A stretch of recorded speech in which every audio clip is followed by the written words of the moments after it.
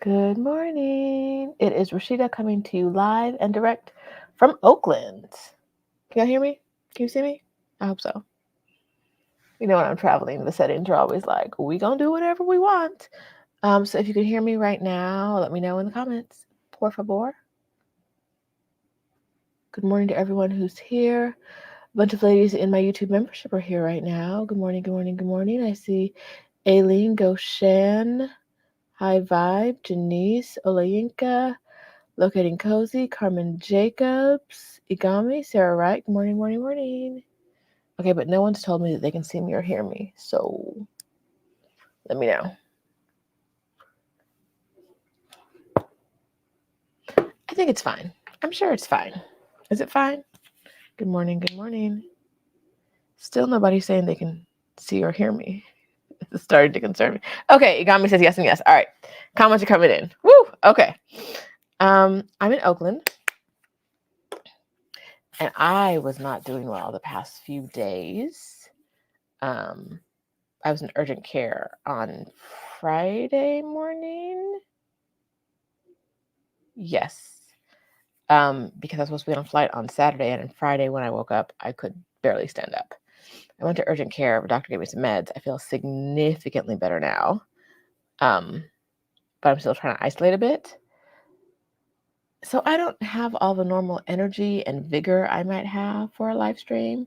So we're going to have to work together on this one. If you're watching this for the first time, my name is Rashida. Welcome to the channel. They don't always start like this. But we're going to do a Ask Me Absolutely Anything today. Ask me anything.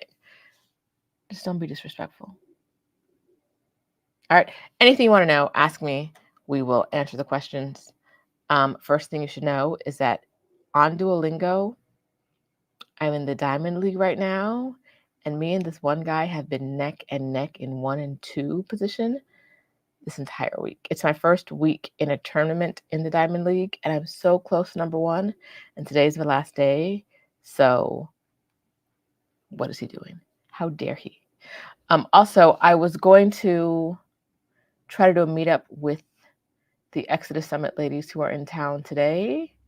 I need to actually go on that Facebook page and write a post in the group, because absolutely not.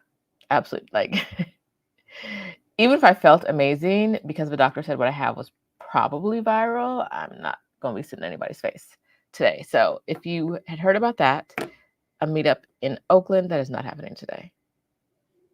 I feel significantly better than I did on Friday, but still, I don't need to be breathing in people's faces. So what questions do you have? Drop them in the comments. To be perfectly transparent with you guys, Ask Me Anything is what I do when I just don't have it. When I'm like, I'm only here so I don't get fined. Like, I'm feeling good enough to be on camera, but not good enough to have thought through a lot of deep and exciting things to talk to you about. We're going to do an Ask Me Anything. All right, so drop your comments. I also requested them on YouTube. So let's see what we got. Good morning to everyone who's here. So I used to live in Oakland, but I lived in the Bay Area for about 8 years. It's what in the US, it's what I consider home. It's the last place I left before I went around the world. And I haven't gotten to the part where like everything is different, but I'm getting to the part where everything is different. I'm getting there. I'm staying at a hotel that I could not have even imagined staying in when I moved here to go to college, because it was fancy. And now I'm like, their soap doesn't even match their lotion in the bathroom. Like, their hand soap is a little travel-sized squeeze bottle of like body wash, and then their lotion is from a completely different brand. And I know that sounds weird, like a weird call out, but those are literally the only 2 bathroom amenities on the counter. They have soap and shampoo and conditioner in the shower, but like on the counter, it's a little travel-sized bottle of one thing and a little tiny, like it's literally this big of lotion. I thought for some reason when I lived here, I thought this was a 4-star hotel, and I checked the ratings the other day, and it said it was a 3-star hotel. And I was like, no, that's not a 3-star hotel. I checked in and I needed to take some meds, so I asked the guy at the front desk if there was water in the room, and he was like, no, there's no water in the room.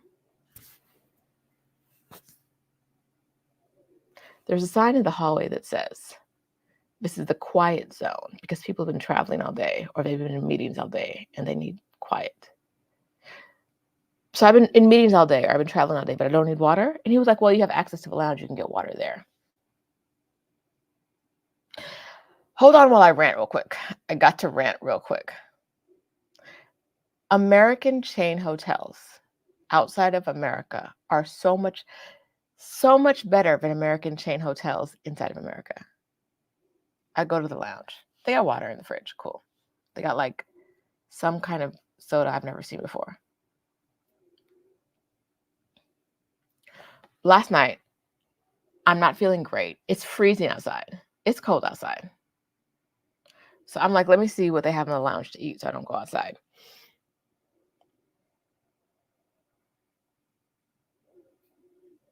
Sorry.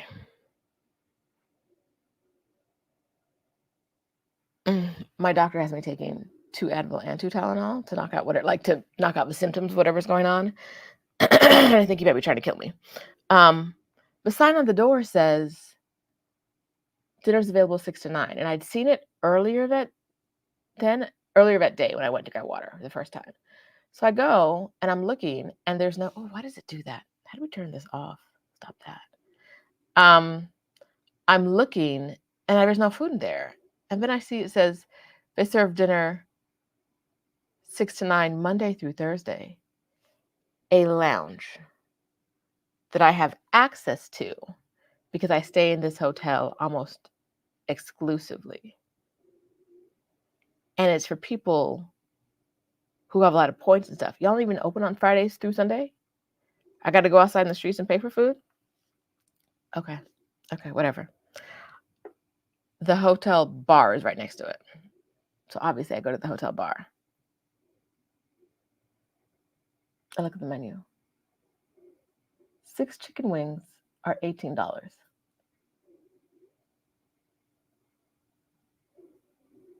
Is this how y'all living? Like, no, for real, I need to know where you live right now. Are 6 chicken wings $18? 6? And I don't think it's the whole wing. I think it's, the half or the half.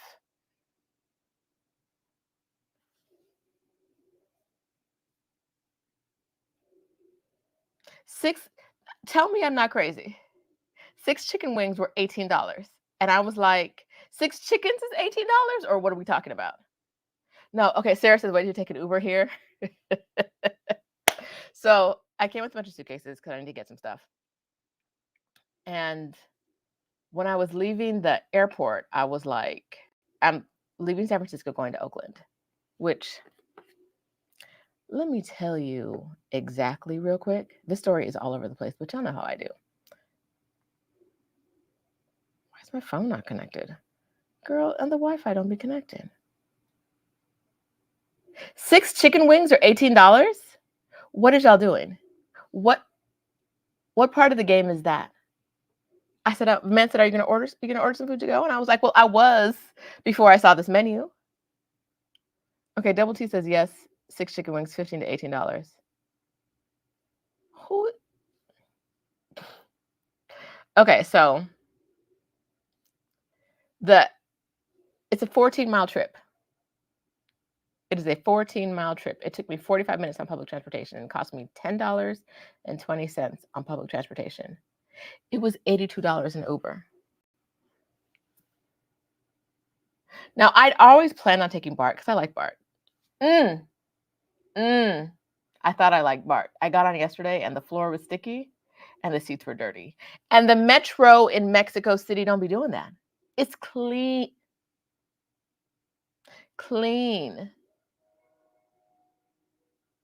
The floors were sticky. The seats were like visible dirt.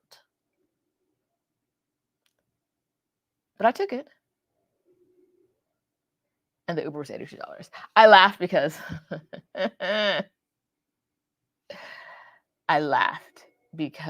I had no problem buying a first class ticket to fly up here. No problem, like not done. But when I saw the Uber was $82, I was like, what are they even talking about? What are these numbers? Hop my behind on BART and got right to where I was going.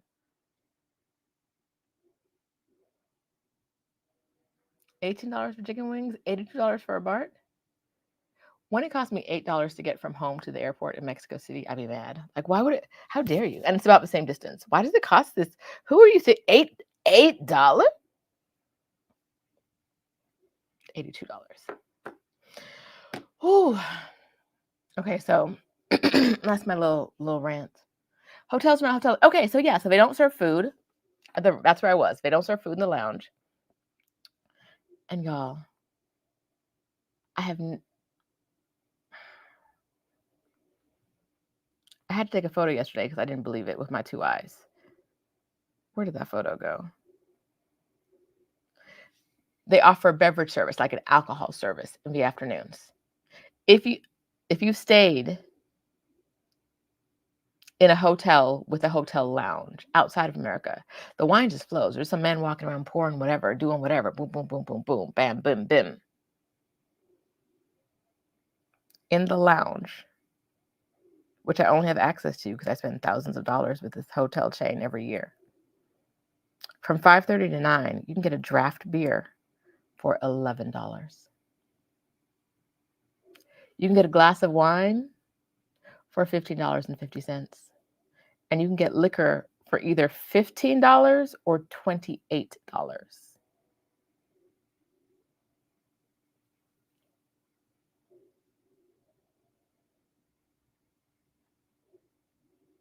And when I say outside of the US, I don't mean like, oh, well, they're doing whatever over there in Turkey because it's super cheap. I mean, in London, I can go to the lounge and someone just pours it up for me.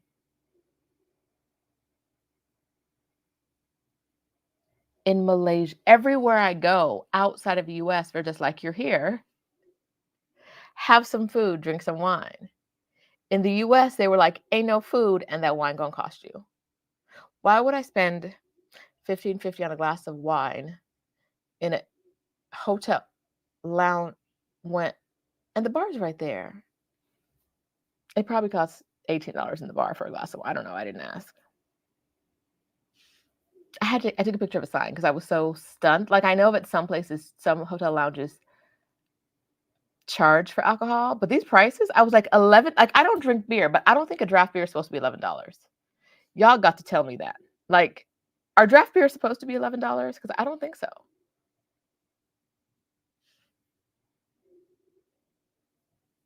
Princess Nubian says the prices are changing, but the salaries are the same. Yes.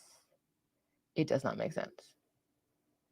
How is this a special place for me to relax because I get because I spent so much money with you and you're charging me $11 for one beer?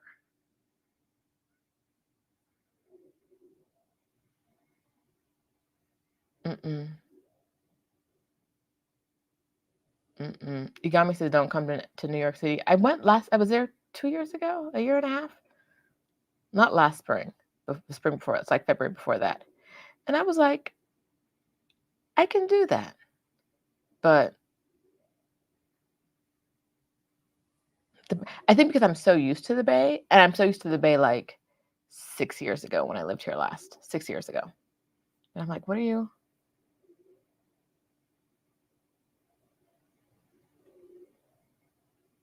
Auntie Lou said she loves her $4, her little $4 Uber rides in Querétaro.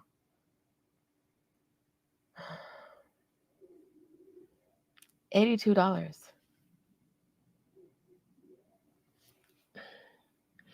$82 with BART for 1020 will take me from, and a lot of BART is better for going to the San Francisco airport than it is at a lot of other public transportation systems because it drops you off right in the airport. My hotel's right by BART station. You probably can already guess which hotel I'm staying at. It's okay. We don't care. But we're not going to say it in the comments. But why is y'all...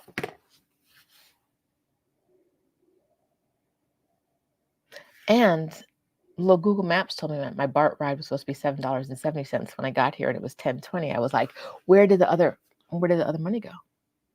Who took my other money? Okay, so High Five says, how much would it be to rent a car? I was going to look into renting a car, and so I saw that parking at this hotel is $50 a night. And then I was like, I don't need a car.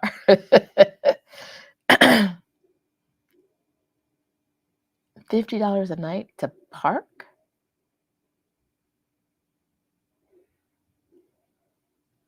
And the car would probably still get broken into, because that's what they do around here. The car would probably still get broken into. $50. Y'all play too much. Okay, I see you got questions in there. I'm going to go to the questions and leave the complaints alone. Anyway, to say all of this, the point was, I think this used to be a 4-star hotel. It is not anymore. Go to your questions. All right, Behive Game Channel says, so what is your profession? I'm a genie. Not in a bottle, because I cannot be contained.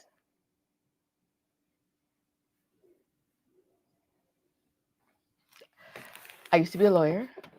I used to be a lot of things.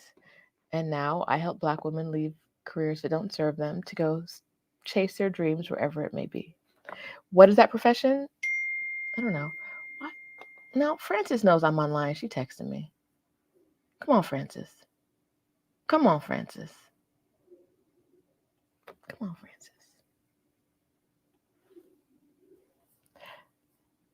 But hold, please, because we're going to talk about why Frances is texting me real quick. Real quick.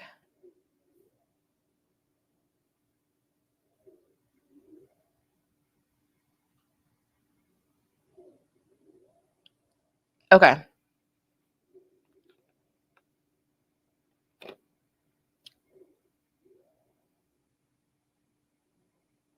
I have never had such hotel ridiculousness as booking hotel rooms in Africa. And I'm saying in Africa generally and not a specific country, because I've had this shenanigans in 2 countries. The Exodus Summit meetup is coming up in February. The hotel canceled all 5 of the admin rooms. Not if you're coming to the Exodus Summit and you have a hotel room, this is not about you, unless you got an email saying your room was canceled. They canceled our rooms. Why? About a month or so ago, I got an email from them saying you have to pay a deposit. And they had my name and they had our dates. But something about it didn't look right. Like the email came from like a bank. The email came from someone,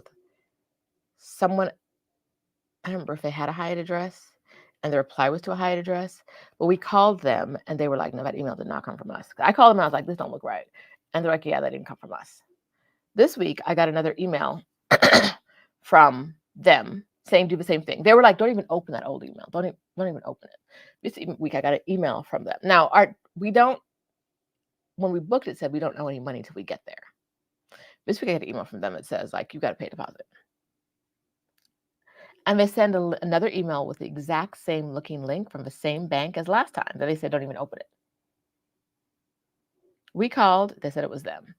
I didn't get a chance to pay within, like, I want to say, like, after we confirmed, maybe like 15 hours. I hadn't paid yet the deposit. They canceled all 5 of our rooms. Even though when I booked the room, it said nothing was due, no deposit, no nothing. Even though they already sent us the email, someone working in their system. This is the Hyatt, by the way. I need to call them out more publicly. They canceled all of our rooms and are now like, what you gonna do? What you gonna do? The audacity. Like, it's not even audacity at this point. It's like, I don't know.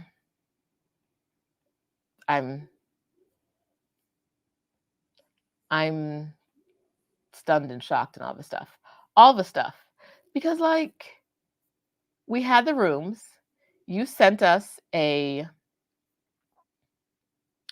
someone hacked your system, or someone inside your company was perpetrating a fraud, trying to get us to pay something that we did not, trying to pay an account at the same bank, so it looked the same, that you guys didn't control. So if I'd paid that money, I wouldn't have gotten anything from it.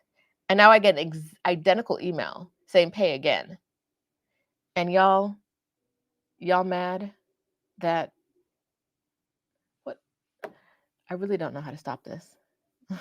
It's got to be a setting somewhere. I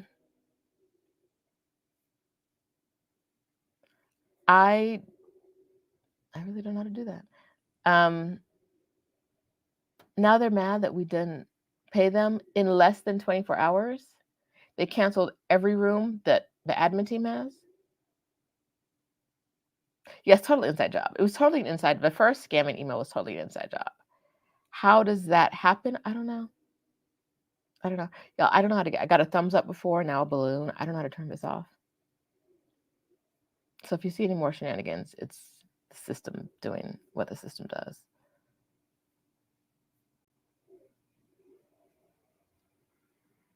All right, let me get to your questions and stop complaining. Can you imagine the audacity? The audacity.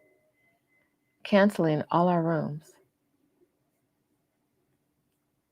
because we didn't pay within 24 hours, within less than 24 hours of getting a second email that looked exactly like the first email that you told us was a scam. What are we doing here, people? What's going on? What's going on? Why are we so? What's happening? No, like, and then we're like, no. Like, even the like customer relations was like, no, you don't owe any money until you check in. They should not have done that. They need to give you back your rooms. We're like, well, make it happen. And they're like, oh no, we can't make it happen.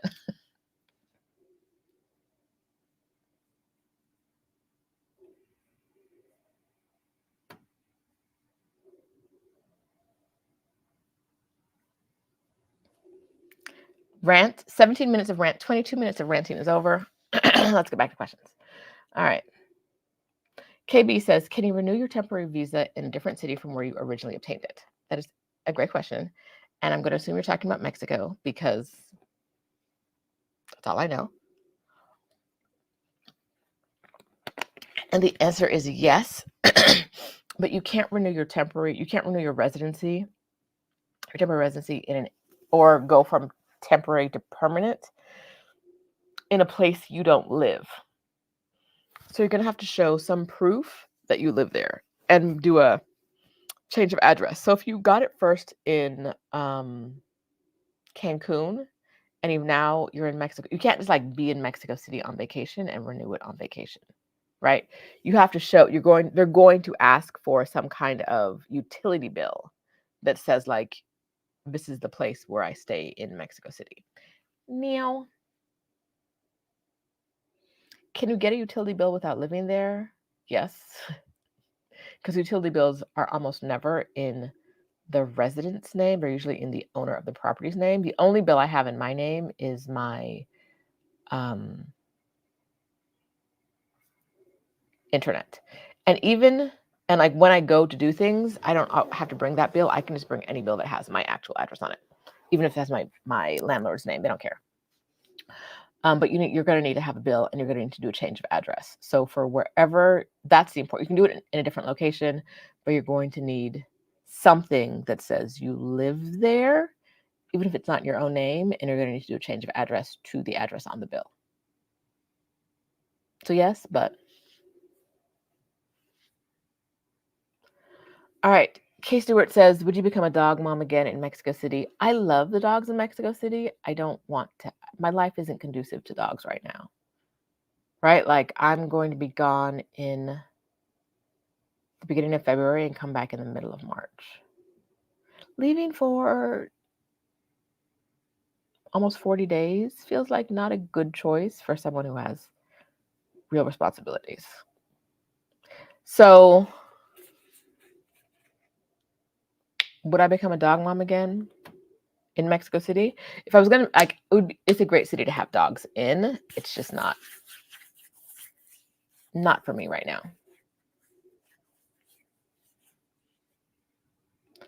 All right.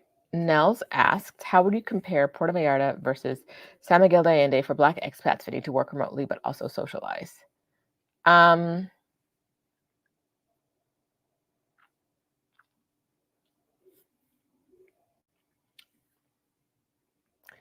probably not going to like what I have to say, but they're both easy landing places, right? If you don't speak a lot of Spanish, if you want to be around a lot of Americans, it's a place to be. That's not all. There's more to the locations, but those are two things they have in common. I hope you're hearing what I'm saying. They both have good, as far as I know, infrastructure, and they both have Black in groups. So if you want to socialize, there's always like an avenue to get to other people.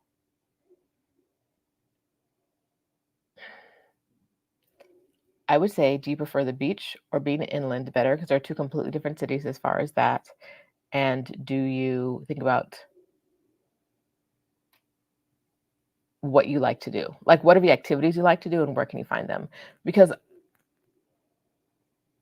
other than that, there's not, I don't say there's not a whole lot of difference, but like, they're both fruit, right? It's not like a fruit and a pterodactyl. They're both fruit. It's apples and oranges, not apples and velociraptors. I don't think you'll get, for the things you're talking about now, I don't see a big difference. All right.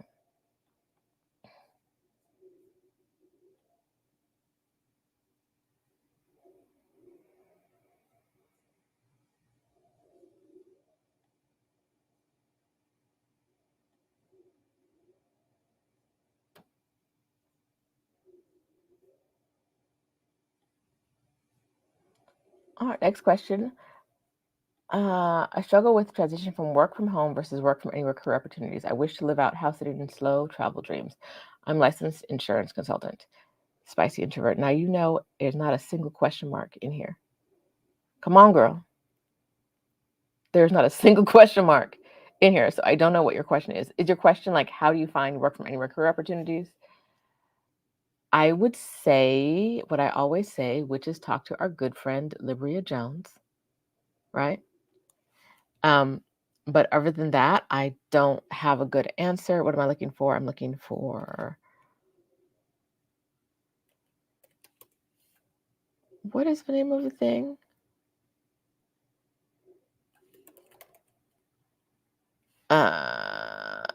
This. Okay. So I'm gonna drop a link to Libria's program. It's an affiliate link. Oh, wait. Nope. I think I dropped the wrong link.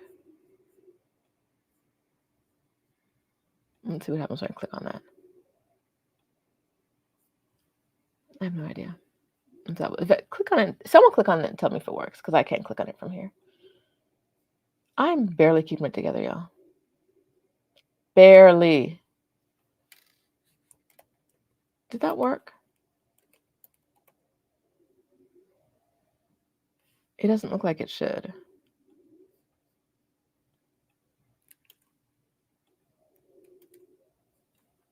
Here we go. Okay, Goshan says it does work. Yes. Libria's remote ready bundle. Other than that, I don't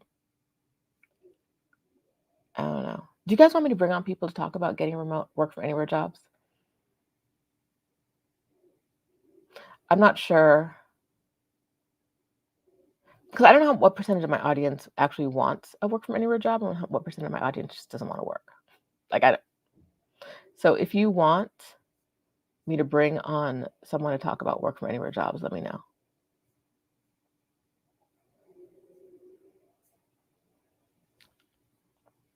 Just drop it in the chat. All right. Let me see what I missed in the chitty chat.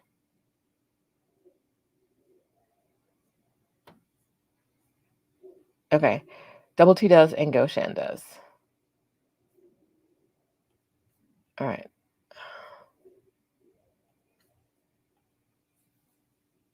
If that was not your question, spicy introvert, and you have a different question, got to come back and give me a question. All right?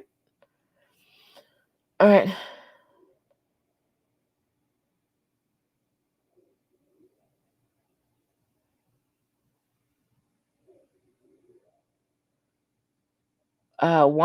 Double T says, want to start my slow travel adventure in the fall. Can you suggest any work from anywhere careers? I'm willing to earn certificates to earn more. I did not know that these were two same things back to back. We'll talk about work from anywhere, I think, in a different video. Besides Liberia, like I said, I don't have a lot of resources for it because she's really good at what she does.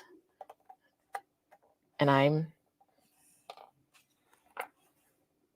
okay, here's why I'm not really big on work from anywhere, because your boss is going to be your boss, is going to be your boss. And if you've had terrible bosses like I've had, like, you might be a little gun shy about, like, here I was trying to get to whatever, and now y'all writing me emails and ruining my day. Ew.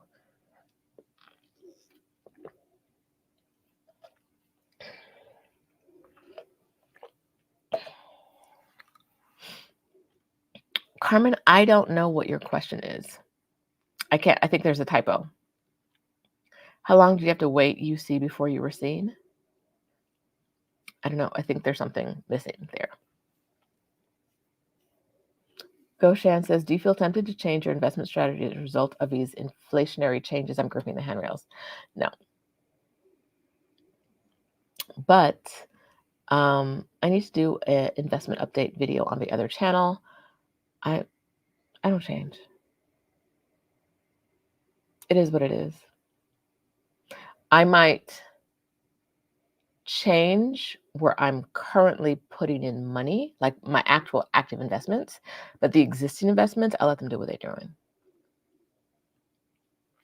But actually putting in money into a new place, sometimes I'll be like, oh, what about this?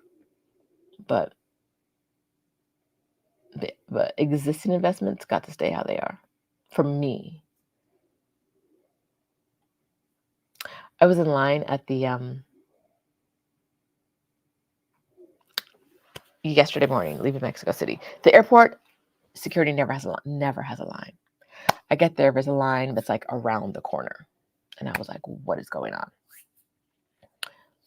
Terminal 2 never has a line. Terminal 1 be real liney sometimes. Terminal 2, no.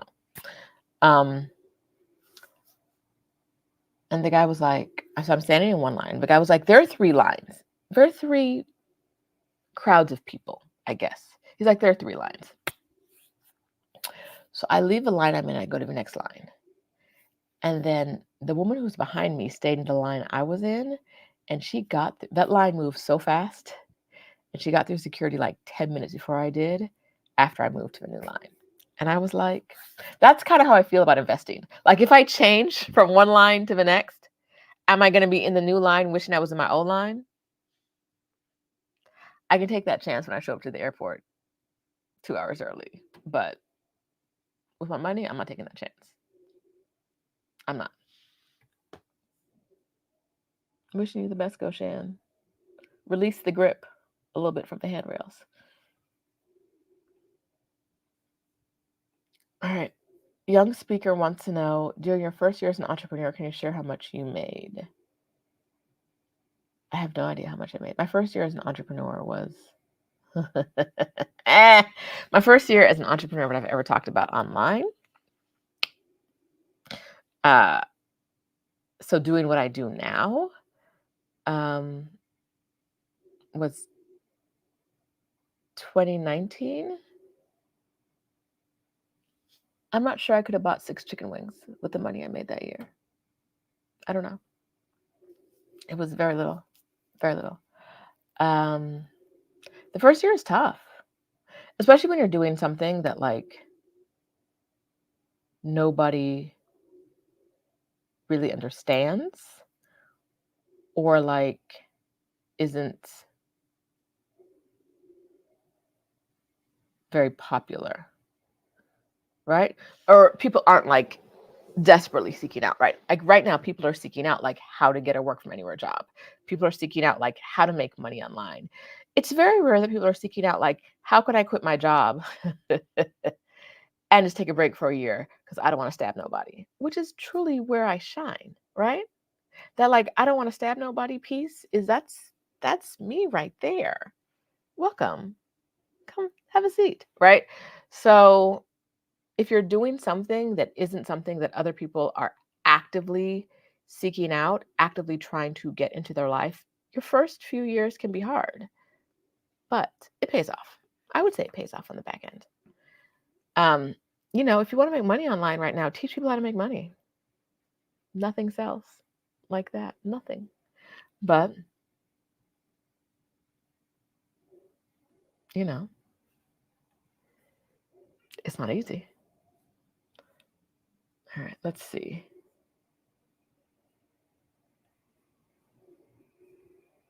Let's see.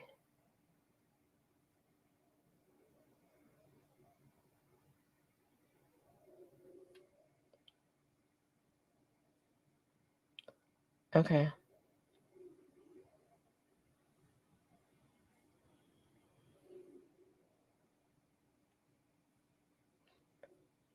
So Shauna, I just saw your question and we gonna fight.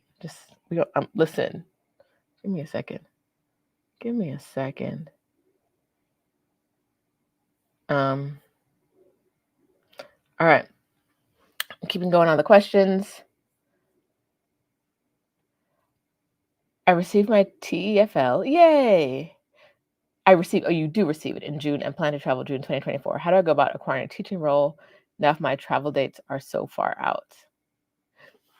Okay, so I think it depends on what kind of, I'm not sure I fully understand your question. Are you looking for an online teaching role that you can do while you're traveling and start when you're traveling? Or are you looking for like what kind of, I need more about what kind of teaching you want to do and when you want to do it. Because otherwise, Angela Christine, I'm not quite sure what we're talking about. All right, Double T says, what kind of lipstick are you wearing? Fortunately, I was doing something last night, so I hate everybody. Give me a second. I have the link for this somewhere. Boom. Let me drop it here. It's by the Lip Bar.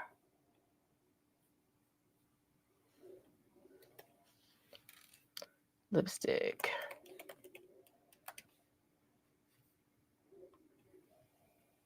Boom.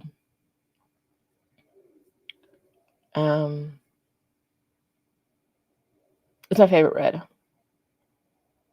I used to have one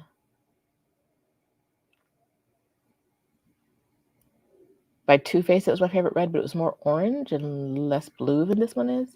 And this has become my favorite. All right. Next question. How much has your Spanish improved as a result of living in Mexico? What should someone do when moving to ensure their Spanish is a priority and improves consistently? Okay. Now,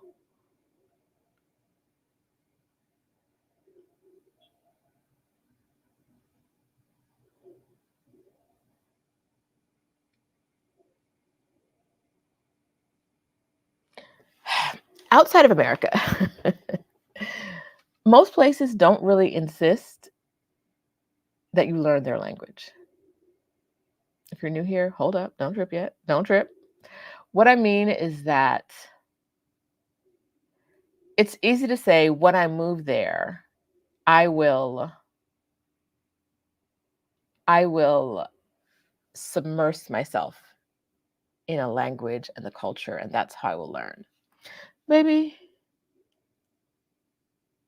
I go in restaurants and I'm like, do you want an English or Spanish menu? I haven't said any English to them yet. Do you want an English or Spanish menu? I say Spanish. And then I'm ordering in Spanish and the waitress will only speak to me in English. And I'm like,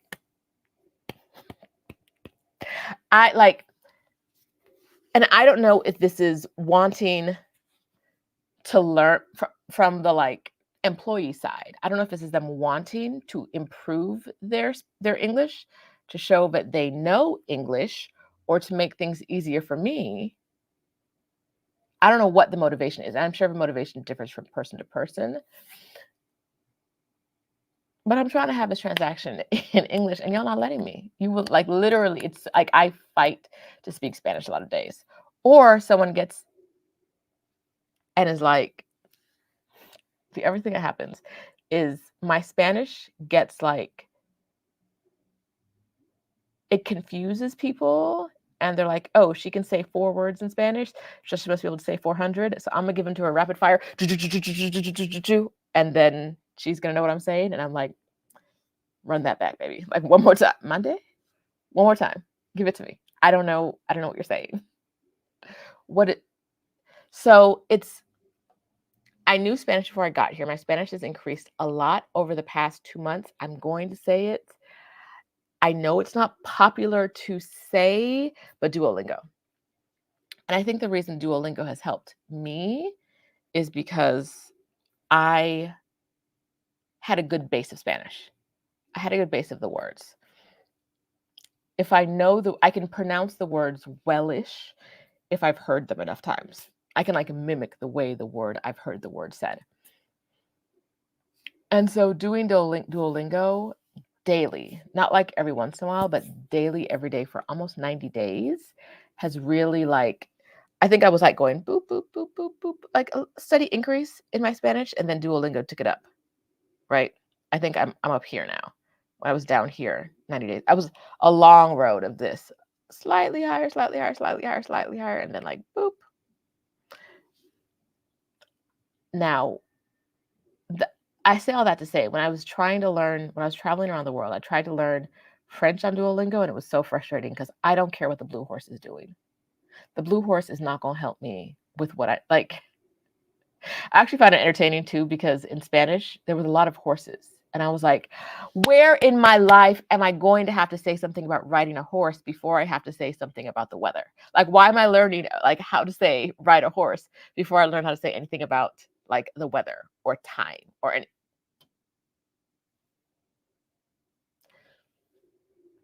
But right, so like it's not the best system. And I know a lot of people are using things like italki right now and other platforms. For me, I have to, with the life I live right now, learning Spanish is important to me, but I cannot add anything else to my calendar. So Duolingo helps because I don't have to meet anybody at a certain time. I just have to have my phone in my hand, and my phone is almost always in my hand. So I would say practice, maybe start with a program like italki. I'm saying italki. I know there are other ones. I'm sure someone in the chat has dropped something.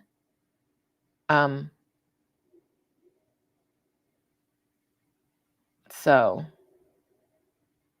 let's see. Teddy Davis says you got to watch the telenovelas. They are the best. Which telenovelas don't have a little accident? Not even accidental. I'm so sorry. Which Teddy? Can you name a telenovela that doesn't have a little sprinkle of racism just popping down? Because everybody was like, watch House of Flowers, watch House of Flowers, watch House of Flowers. And then the black guy showed up. And the whole Mexican family is like, what's this N-word doing here? Like real subtle, not even real subtle, but they were like, what was he? It wasn't necessary for the plot. It wasn't necessary for the plot, y'all. So I need telenovelas that aren't like, oh, there's a black person. Why would you bring a black person home?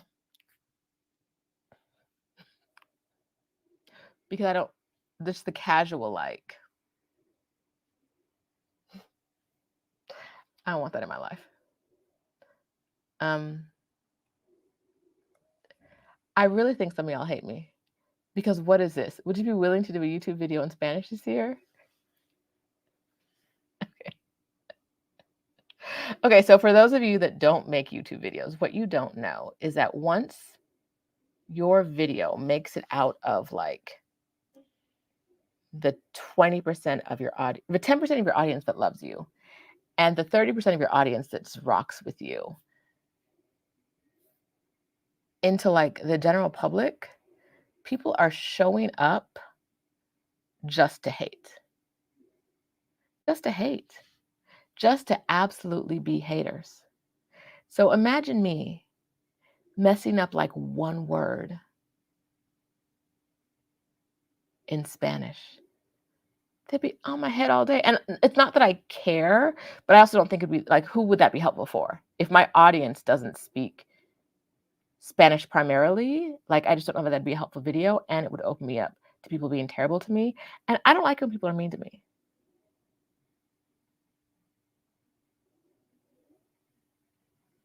I go from like, hi friend, to like, I will murder your whole family in like 13 seconds or less. Like there's no, I'm chill, I'm cool, it's fine.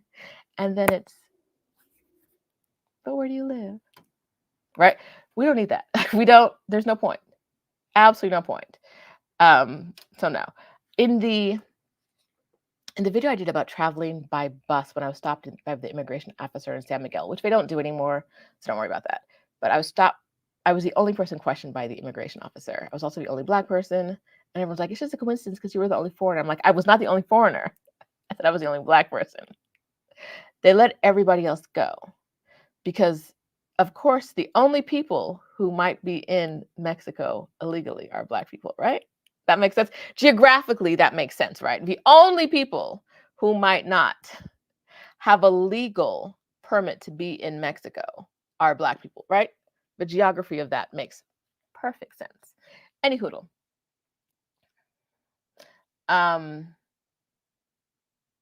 So got stopped by the agent, and I think I asked her to repeat something, and the person on the bus was like, "Well, you didn't say it the right way." And I'm like, I am being stopped and questioned by an officer of the law who can drag me off of this bus and take me to jail if they want to.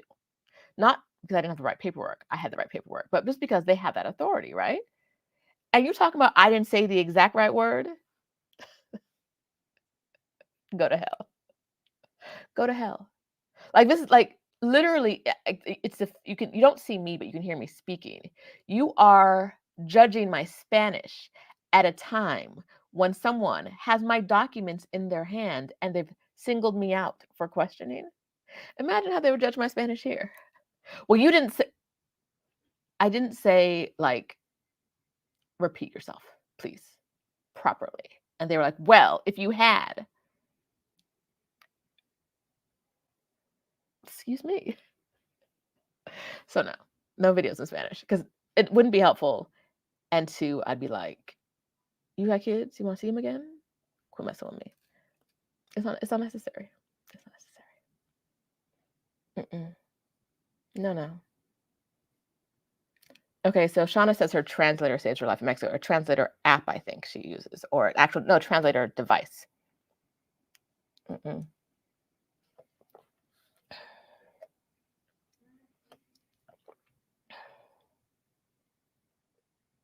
Okay, Shoshana says, until you gotta jump on one of the ladies' channels and share your move. I remember seeing you for months, maybe longer planning. You finally did it. Congrats, it's a huge accomplishment. Auntie Lee, want to come to the channel? Want to come visit? Want to come sit down, have a seat, and talk to me? You're welcome. We can do this. Let me know. Oh, Teddy Davis says about the telenovelas. And it's the casual racism sprinkled in. That's Mexico. Yes, it's also why I don't tend to watch telenovelas because no, thank you. No, thank you. Locating Cozy says about Spanish that lingoto is wonderful for her. Yeah.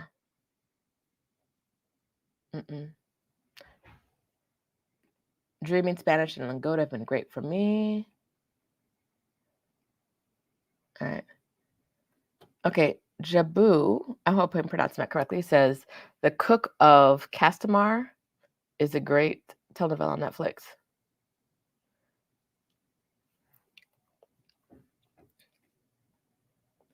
You know, sometimes you have friends and it's like, I thought you understood me, but obviously you don't understand me. Because why would she say this?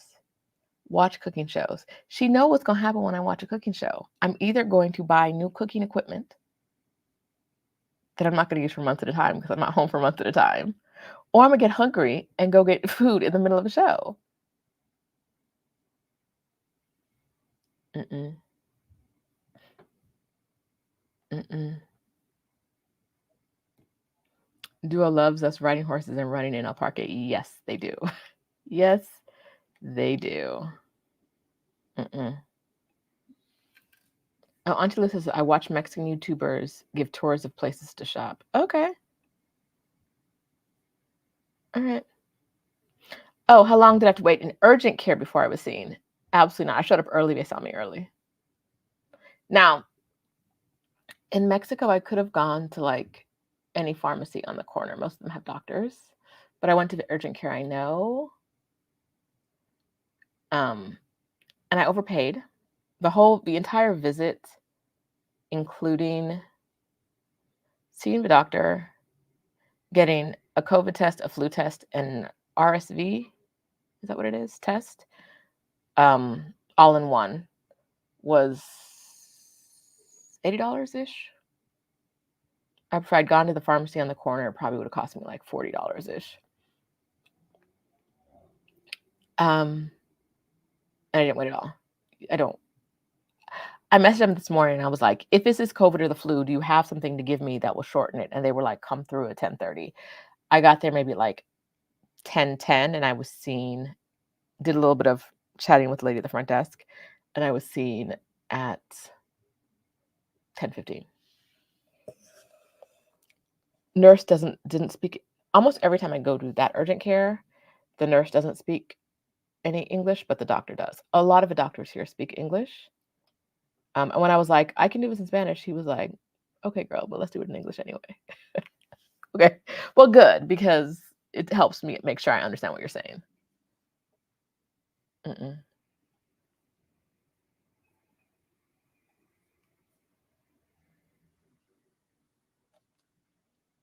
Okay. I want everyone to recognize how we have been trained in the North, in America, to just accept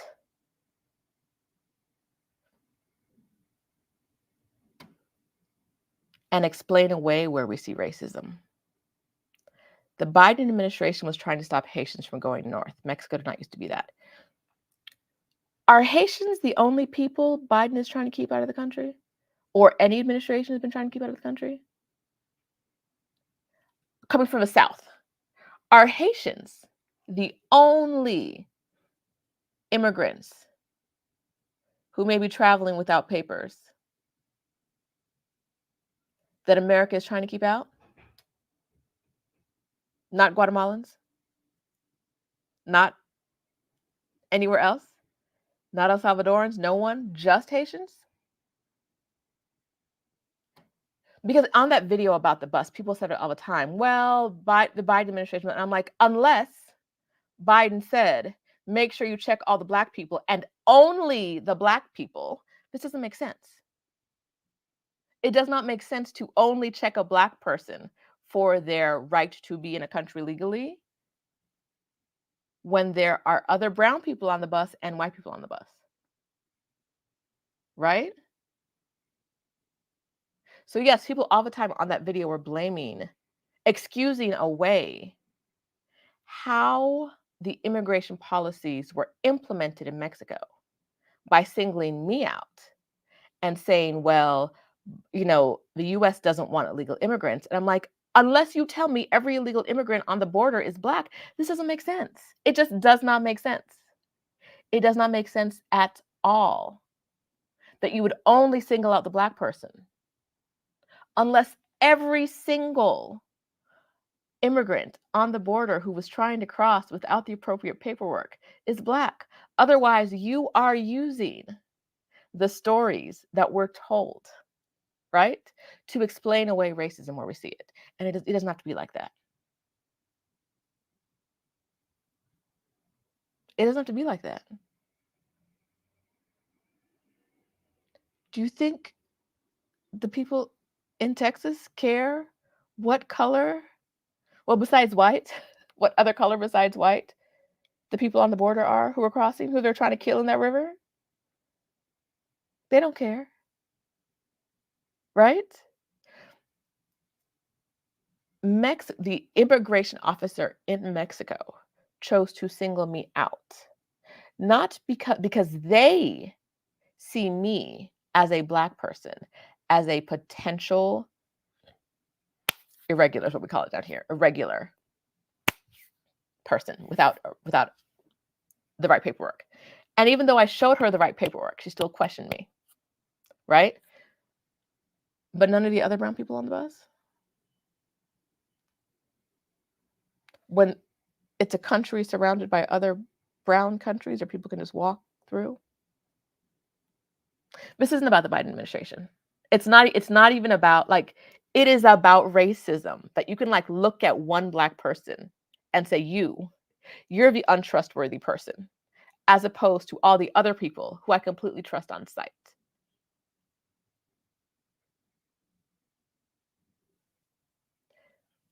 We got to stop explaining away where it exists, like it's not a thing, like we can't see past what this is. Yes, the Biden administration is trying to keep it, all administrations have been trying to keep out people from crossing into America without the appropriate paperwork. Why does Mexico, when implementing that, only single out Black people?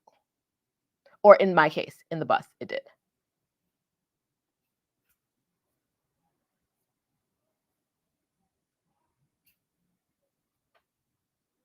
Let's not do that. That video is full of people saying, well, it's because the U.S.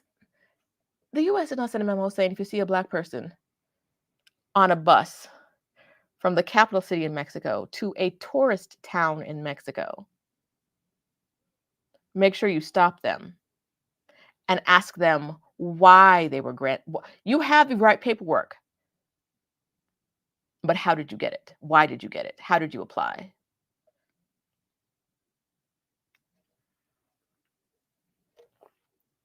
That's not what's going on.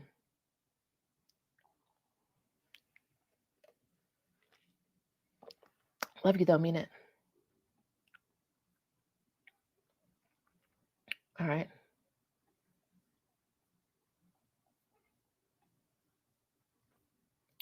Next. Young speaker, I saw they already collected you in the chat, and I hope you do too. Okay, should I stay at $100,000 toxic job so I can pay off $100,000 student loans?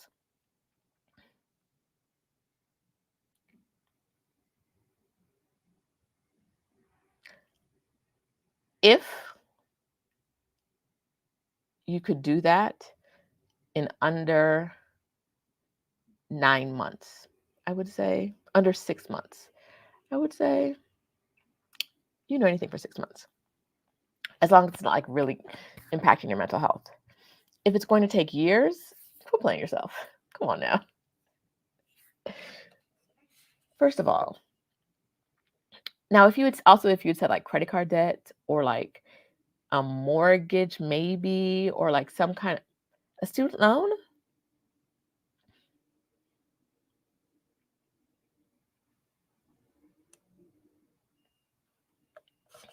let that thing go. In the sense that, like, don't let that be the thing that controls your life. $100,000 in student loan. Is there a calculator? Let me see. Student loan repayment calculator is what we're looking for right now. Loan simulator. Let's see. I gotta log in. Go to hell.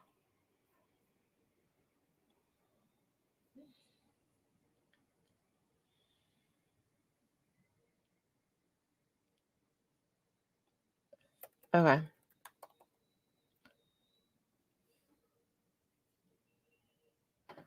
Okay, so according to this calculator, it put in the interest rate of 4.66. I don't know why. I don't know what the interest rate is right now for student loans. But if you pay $1,044 every month for 12 months, for 10 years, you will have paid off your student loan. I somehow don't believe that because that means you paid $125,000 over 10 years. And usually it's way more than that. But that's paying $1,000 a month. Who trying to do that? Like, it just, like, student loan debt is just one of those debts that I'm like, I don't know. I'm not killing myself to pay off student loan. Live a life you want, right? Don't be in a job you hate just cause. Just cause. Mm-mm. Um.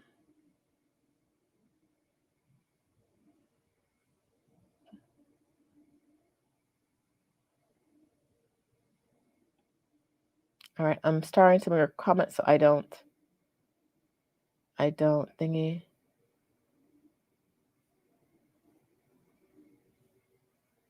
Lose them.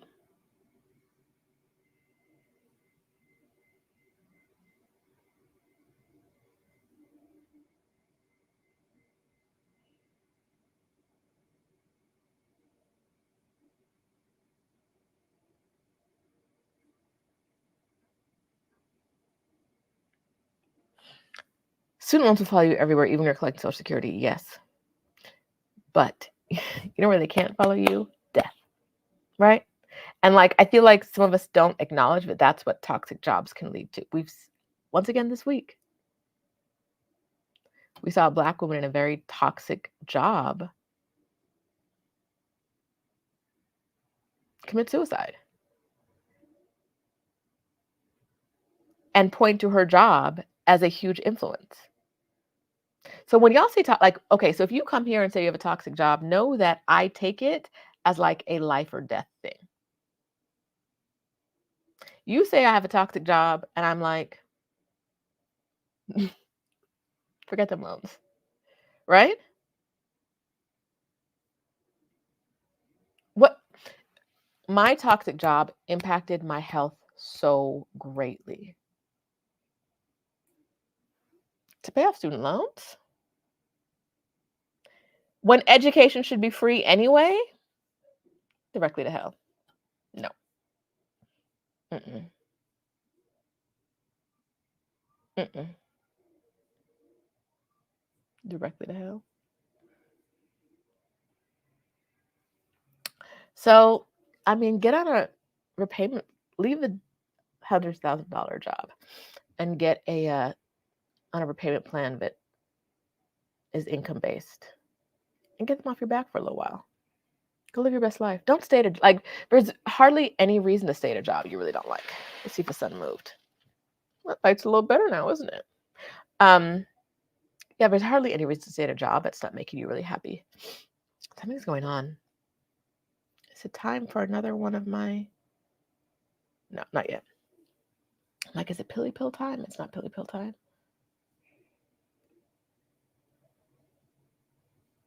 Okay. My questions aren't sexy. What kit do you use to record equipment, and how did you find your editor? Girl, I ain't got no editor. Because every time I think about hiring an editor, I think about hiring. I don't like hiring. Okay, so for recording this, I'm on my MacBook. Sorry, I'm phlegmy. I use this DJI recorder microphone thing when I travel. When I'm home, I use a Blue Yeti mic, and then to record a pre-recorded video, I usually just use my phone. It's a really simple setup. Let me see if I can get you to...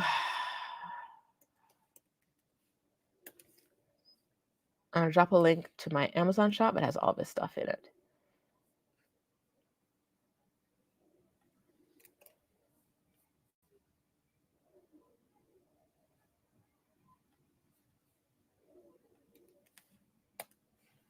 But yeah, but this is the thing. I don't leave home without this recorder, Mikey thing. Because when I did, y'all were talking about my microphone and how I sound like crap. All right. I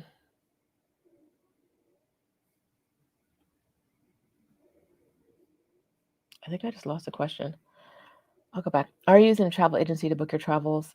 I don't, because I don't do that kind of coordination or planning. In the sense that, like, I would need a travel agent to be inside my head to book the right thing. And that's just not.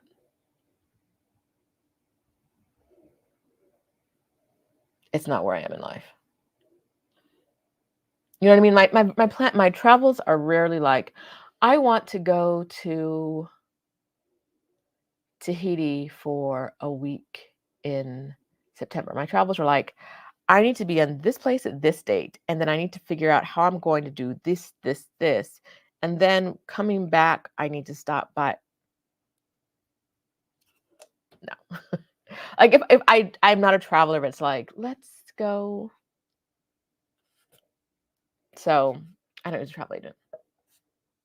I really just need to get from A to B and B to C, and then sometimes C to D, or C back to A. That's it. And without a travel agent being in my head and knowing exactly every single detail that I know, it doesn't work. It's the same reason why for Exodus Summit, Stephanie and I do all our traveling, our planning ourselves for the meetup events, because unless you're in our heads, like even Francis will be like, but why would you? And we're like, well, the thing is, you need to know. And she's like, why? Huh? Like, yeah, okay. So we know, like, these are things that are in our heads of like what we want the experience to be. And without knowing that, you're never going to get it right. And then we're looking at you like, why would you put me in this hotel? When you know I needed to, oh, you didn't know I needed to because we didn't spend 3 hours talking about the things that are in my head. It's faster for me to book it myself. All right. Auntie Lou, I saw you ask the question about TEFL, and I saw people answering the question, so I think that has been answered. And I don't know anything about TEFL. How safe is it to be all over the place, Sunshine Lady? If you just mean traveling,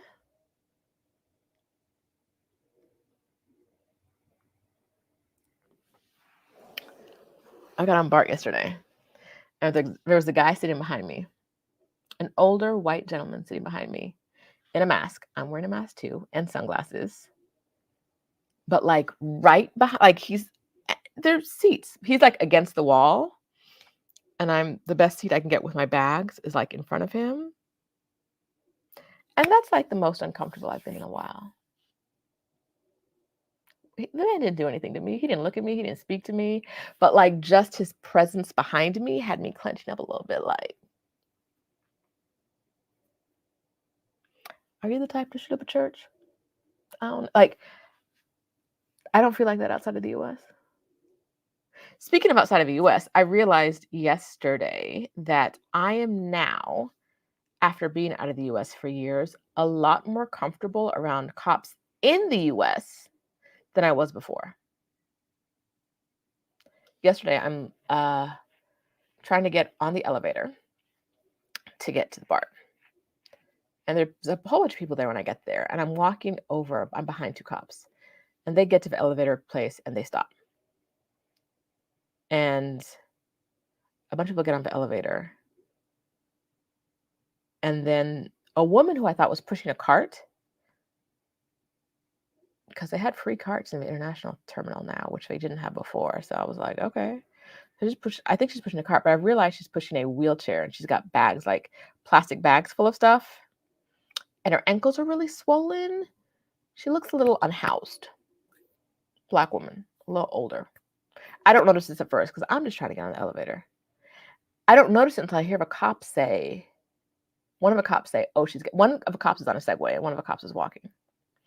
I hear a cop say, oh, she's getting on the elevator.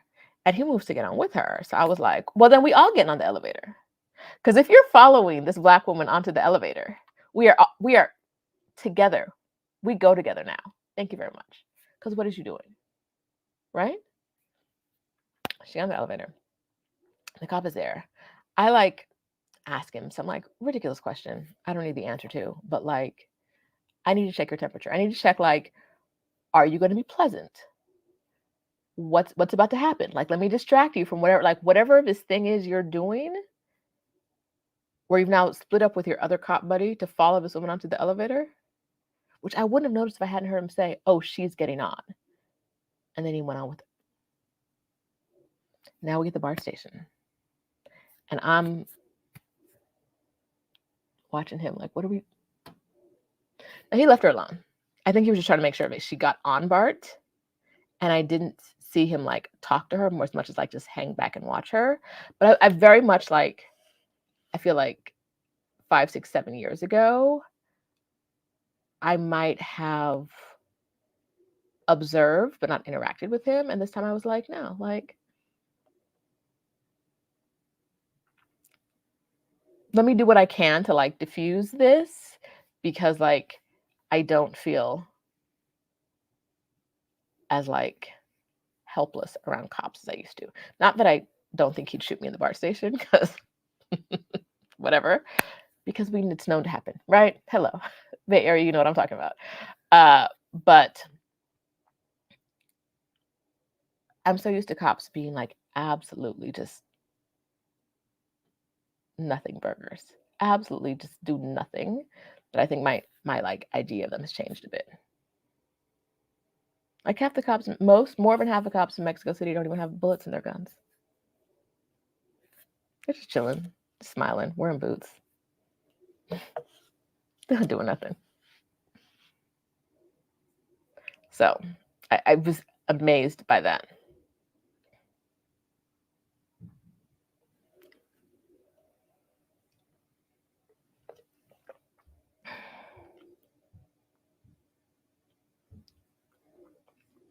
Okay, I think it's cute that you guys are like, you think the immigration officer knew I had proper documents, so she wouldn't have to do any work.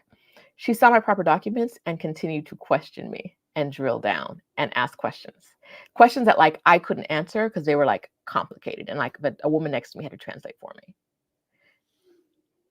It wasn't like, oh, she has proper documents, I'm gonna let her chill. No, it was not. Because if you see the documents, why are you asking me under which authority I got the documents?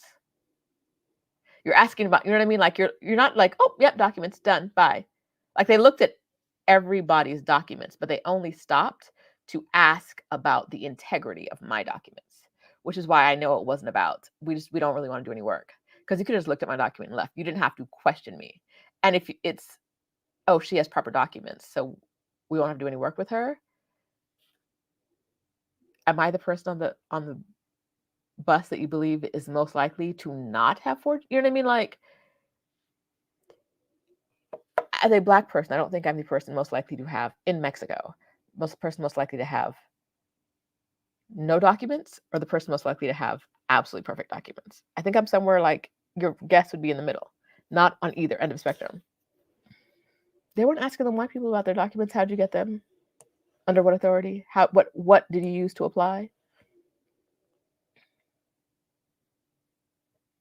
It wasn't that they knew I had documents. She really was digging into it. Just being terrible. All right.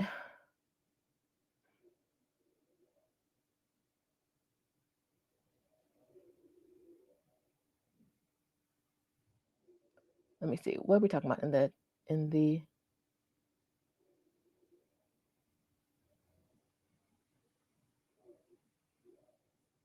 Adelia says, what's the price for paying off student debt? Better credit, and I'll just keep you in the system.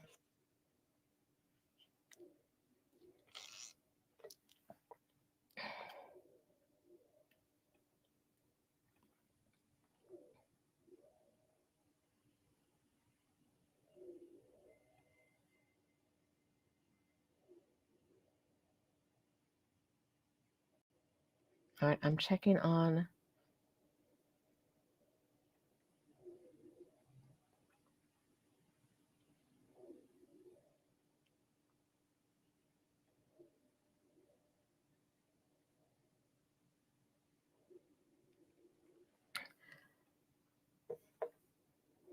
Questions. All right. Now, that was yours, Sunshine.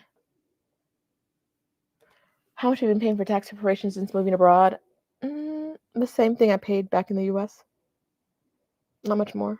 My situation is a bit more complicated now because I've got to cover like 2 businesses. Balloons. Is it the 2? Is it the pea-sized?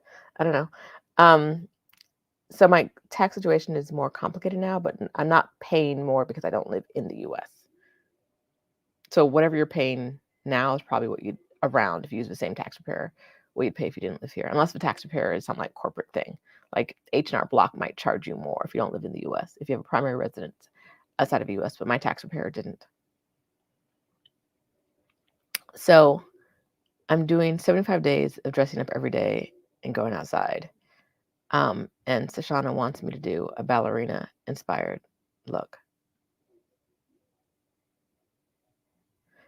You know what? I'm gonna do something, but it's not gonna look very ballet, and it'll probably be like day 70. This is what I said we were gonna fight over. I'm posting them on IG. I'm Sheeta D on IG, and I'd like to know. If you're not following me on Like to Know, I'm Rashida at Rashida, and I'm having fun over there. I asked you guys late last year what you wanted more of, and you said more fashion content, and I don't know why, but cool. I'll give you what you want. So you're getting more fashion content over there. Every time I pick up my phone in this 3-star hotel, my Wi-Fi is disconnected. In this 3-star hotel.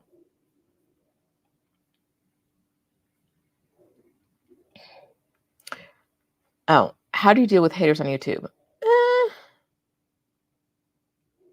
I either block them or tell them they're dumb. Because most of the time they say very stupid things. Like it's astounding. Like there's a difference between like, oh, we disagree on this, or like, oh, here's the thing to know about me. If I don't actually care about you, I don't care what you think.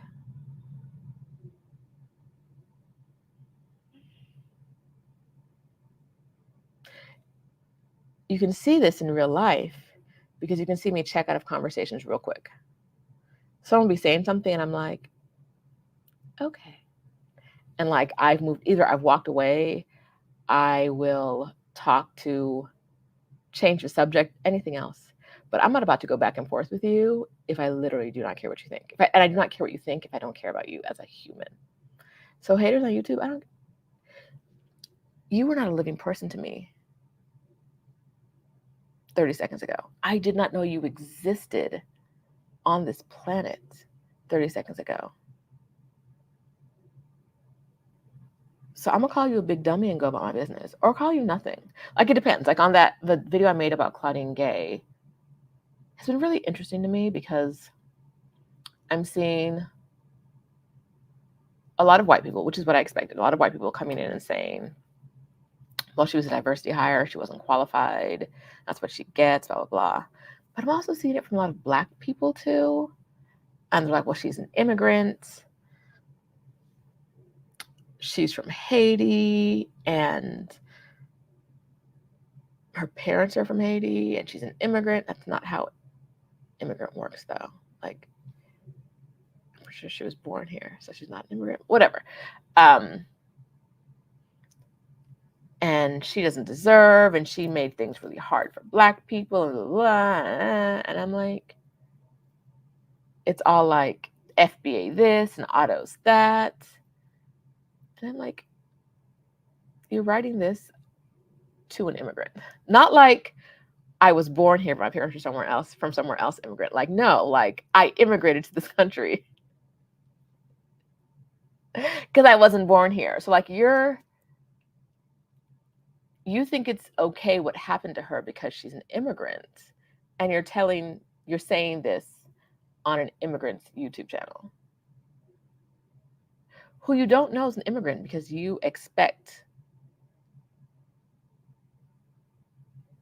certain things, like you expect an immigrant to look a certain way. And I don't think it's the way Claudine Gay looks, unless you know. One comment was like, well, she's from Haiti and she's married to a white man, so I don't care what happens to her. I was like, is that it? You stop being Black if you're not born in America or you're married to someone who isn't Black. Like, okay.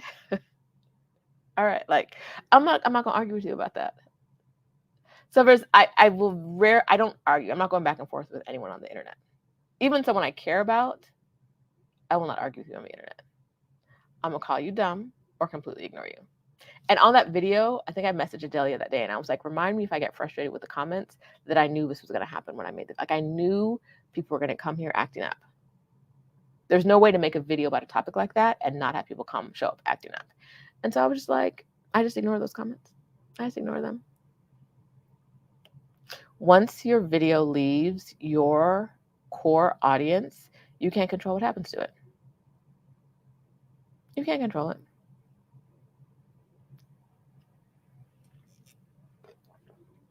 Well, she's married to a white man. And I was like, do you think they discriminated against her more? Or like, when the white people got together and actively said, we gonna get her out that job, do you think they did that? Do you think they cared that she was married to a white man? Like, because this isn't about the people who were actively on a witch hunt against her. Did not care about that fact. They cared about the fact that she was a Black woman in a prestigious position. And if you can't, as a Black person in America, if you think that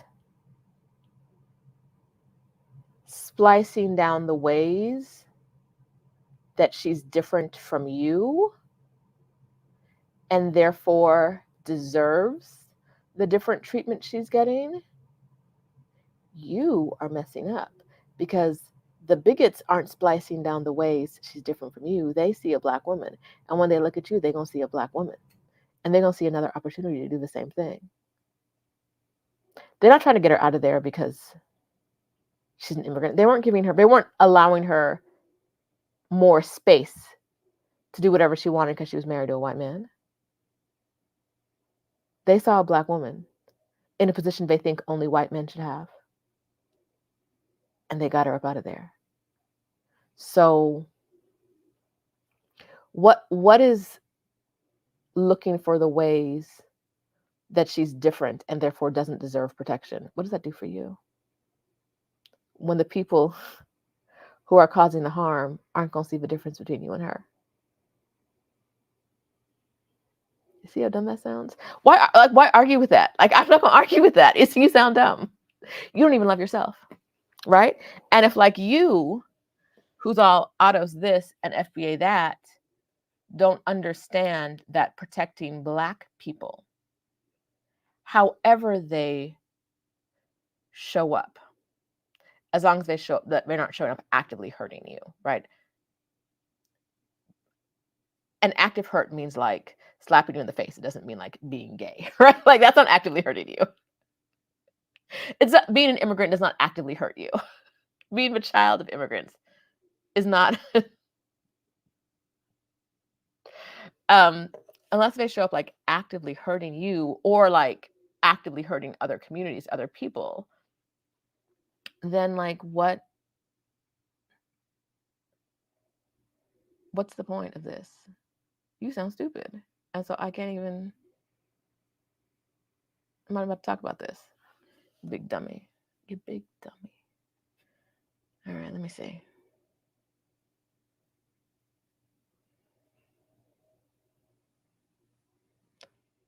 See where we are in the comments.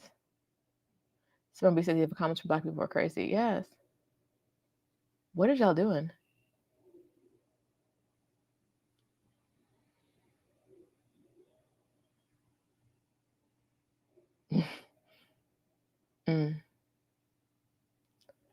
All right.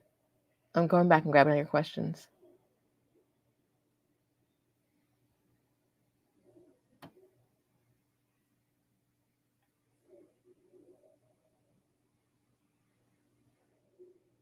Nisha, you said you were quoted 1K, but I don't remember what we were talking about. So what were you quoted 1K on?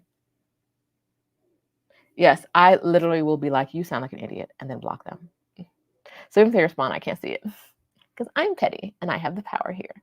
My channel, like, I think if you're on YouTube, you need to understand that like your channel isn't a democracy unless you want it to be.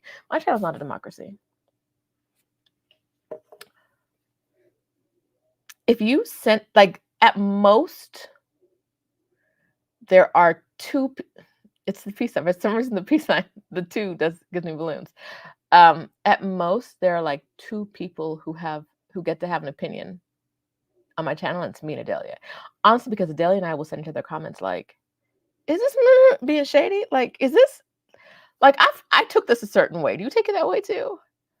And most of the time, the answer from every one of us is yes. Block them. Like, what do you?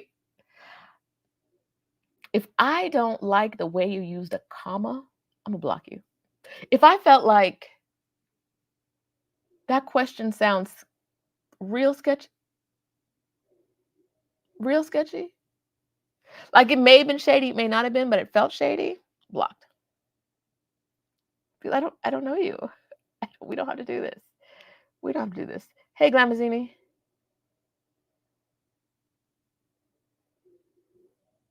Go shine, I take another lap and exercise my block finger. Yes. Yes. Mm-mm.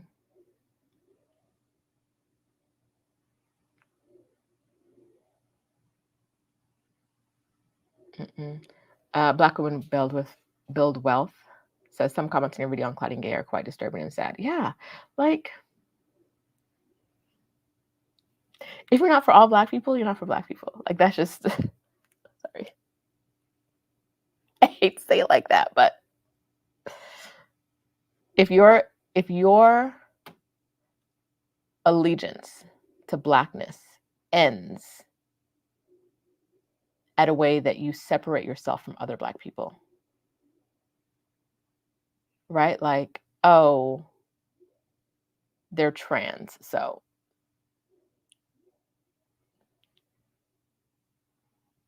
they're still Black, right? Like, what? And they're not hurting anybody being trans, even though people seem to think that I don't know. Mm-mm. Princess Nubian says, so you help people find jobs online? Absolutely not. Absolutely not. I help people quit jobs. If you want to quit a job and do whatever, I dropped a link earlier to Libria Jones's Quit Commuting. Her remote ready. Ugh, what happened? Remote ready bundle that helps people find online jobs. I don't do that though, because I don't want you to work. I want you to live what you consider a soft life, and that rarely considers work.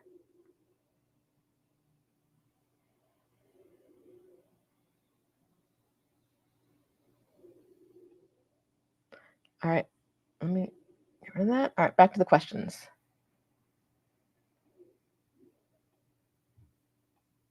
Are you for or against scouting trips? I've heard of people just picking up a movie. The thought makes me queasy. I'm for you always doing what feels right for you, right? I never did a scouting trip before I moved to Mexico City, but I'd been here 4 or 5 times over 4 or 5 years, right? And I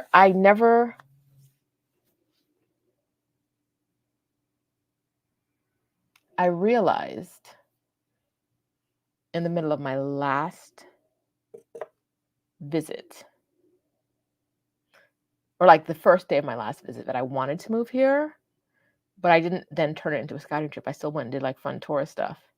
And then when I moved here, I was like, now what we do? What we do now that we live here? What do we do now that we live here? I didn't, right? Like, I'd been here enough times. I knew I liked this, to Mexico City enough times. I knew I liked the city, but I'd never done a scouting trip. It just won't make sense to you, right? If the idea of picking up and moving to a new city makes you queasy, do a scouting trip. If you're like, it don't matter. If I don't, like, some people are people who can say, I'll bring one suitcase.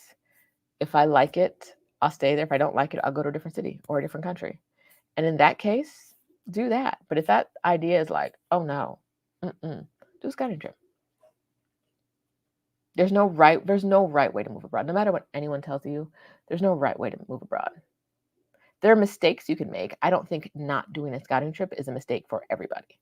It would be a mistake for some people, but you need to know what kind of person you are. All right. Ra'a says, do high-end skincare products such as retinol sell inexpensively in Mexico City, and can they be mailed shipped to the USA? I love this question. The middle class in Mexico is getting larger than it used to be, I believe. This is my mental trend analysis. But historically, in Mexico, people have either been wealthy in a way that like most American brains can't understand, right? Because we're used to like upper middle class looking wealthy. Now I'm talking about, like, I always say this, like, they have gold money. They have, like, when the Spanish came over and killed everybody and burned everybody and all that stuff and took all the gold from the land. Some of the gold went to Spain and ran Spain, the government of Spain, for 300 years on the gold they took from Mexico. And some of the gold stayed in the country. The people who stayed in the country with that gold are still in the country, and their grandkids still have gold money. Like, what? Like, they're wealthy in a way that your brain won't comprehend. It's just like, what's going on here? Or they're extremely poor. So things like high-end skincare products, things that are not used very, very broadly across the country, like high-end skincare products, are always going to be very expensive, or like more expensive in America, right? If you said like skincare product, like general, not high-end things that everybody uses, right? Like, I don't know, say everybody, I'm just saying words right now. If the most popular soap in Mexico to wash people's faces with was Dove soap,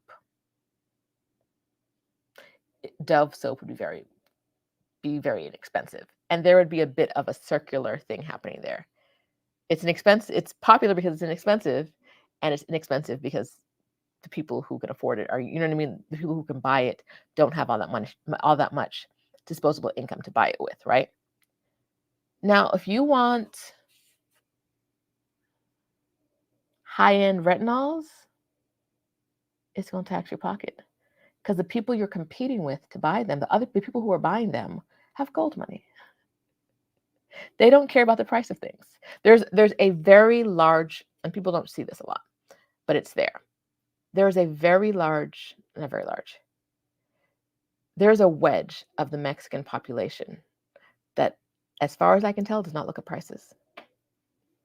Like, you know how you'd be like, oh, I don't really look at price? No, it's a different kind of I don't look at prices. It's whatever. And so if you want high-end anything, you're probably competing with people who are like, I don't look at prices. It's not going to be inexpensive. Can they be mailed, shipped to the USA? I don't know why not. Things are hard to ship into Mexico. I don't know if they're hard to ship out. But you're not going to get anything high-end and expensive here. If it's nice, it's going to run your pockets every time. That's the way we roll.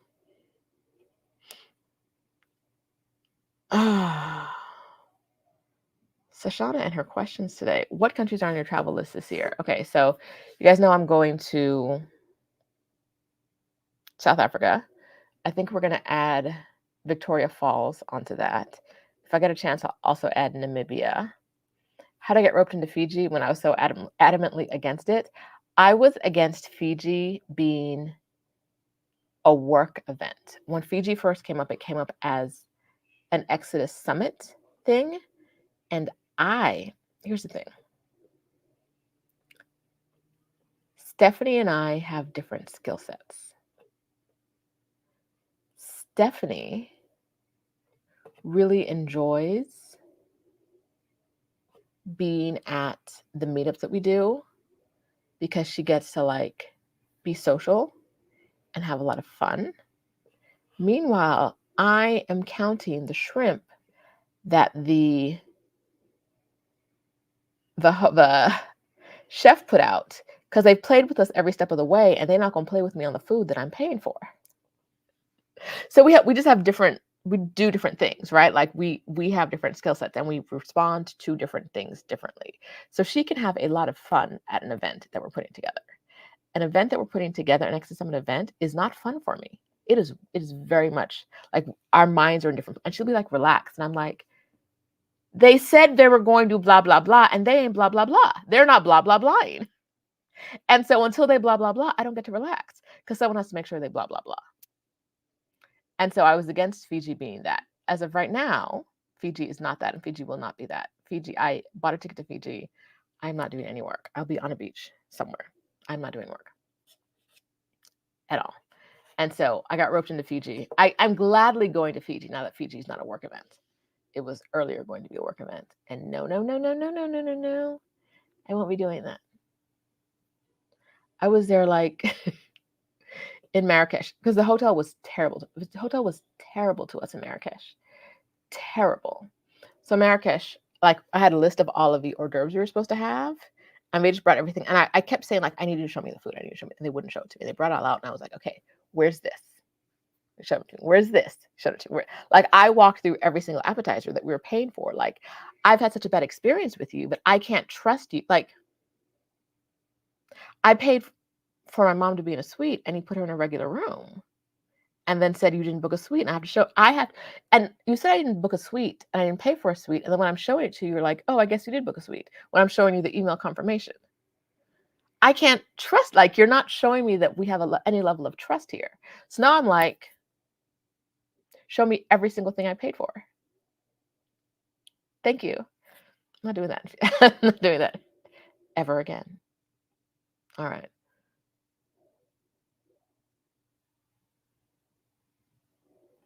Okay. Pamela R. Edwards. I visited Merida, Mexico last year and the year before I visited Playa del Carmen. Each time was about 5 days. Do I qualify for the regularization program since I stayed for those short periods? I'm not a regularization expert, but I think so. But in order to do that, you have to come into the country and overstay your visa. A problem people are having now, and what I've seen for a while, is that, you know, if they give you 180 days, you've got to stay for over 180 days for your visa to expire and then be able to get it. So you won't qualify for regularization until you overstay. You enter the country, you overstay the amount of days you're given, and then you can talk to someone about applying. But you can't even talk to them about applying until you overstay your visa. And if you overstay and then leave, that overstay doesn't count. You have to actually be on an overstay to get regularization. So you have some of the work necessary to qualify, but you need to actually overstay your visa and be in the middle of your overstay before you actually qualify. I hope that makes sense. All right.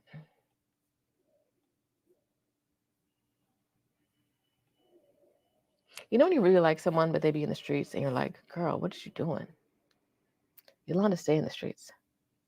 Love her. Mean it.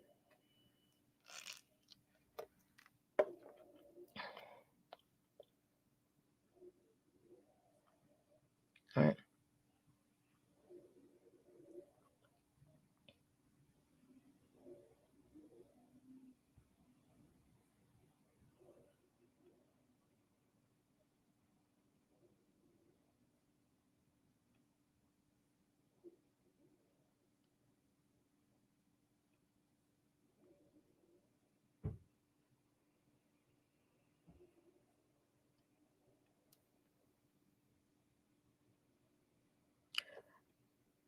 I was counting the shrimps.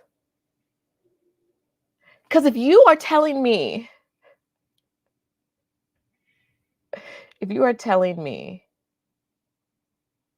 that yes, the room where we put your mother in is a suite, and we walk up there, it's not a suite, and when I get back, you're like, well, why would we put you in a suite? Because you didn't pay for a suite, and I show you, and you're like, yeah, oh, I guess you didn't pay for a suite. How can I trust you? How can I trust you at all? Like, right? Like, you've lied in my face. That hotel in Marrakesh lied in our face so many times. So many times they just lied in our faces. I'm counting shrimp.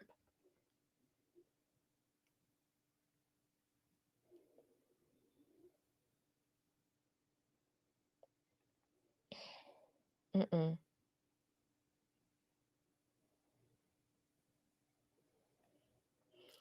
Y'all really, I love you guys dearly. An event planner, travel agent for your guests that make events more fun for the host. I really love y'all. Y'all have no idea. It will never be fun. These events will, like, I love seeing you guys. These events are never, I'm not the kind of person that has fun at events I'm hosting. I'm just not. Because I'm going to see things that event planners isn't seeing.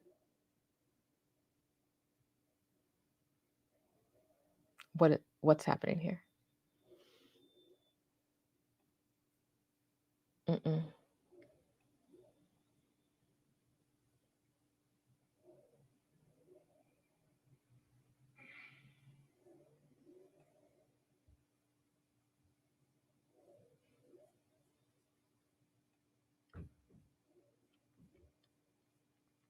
All right.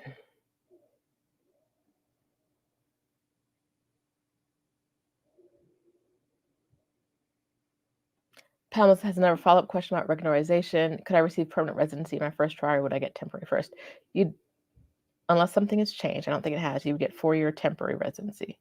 And then after 4 years, you could change it to permanent residency. All right.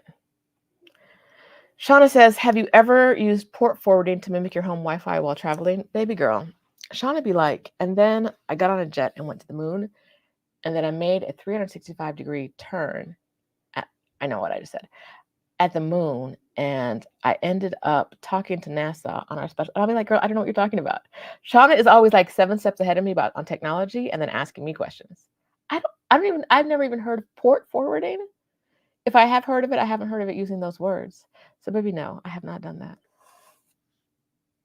Mm-mm, I have not. I don't know. Does anyone know what port forwarding is and has done it and can talk to Shauna in the comments? Because my home Wi-Fi is not good enough to mimic anywhere.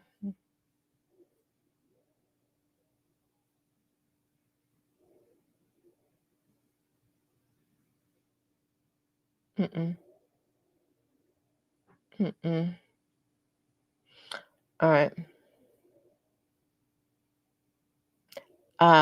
Teddy, I am in the Bay Area. Ish, I think. I do not go to church. I think I'm agnostic. Like, I believe in a God. Here's the thing.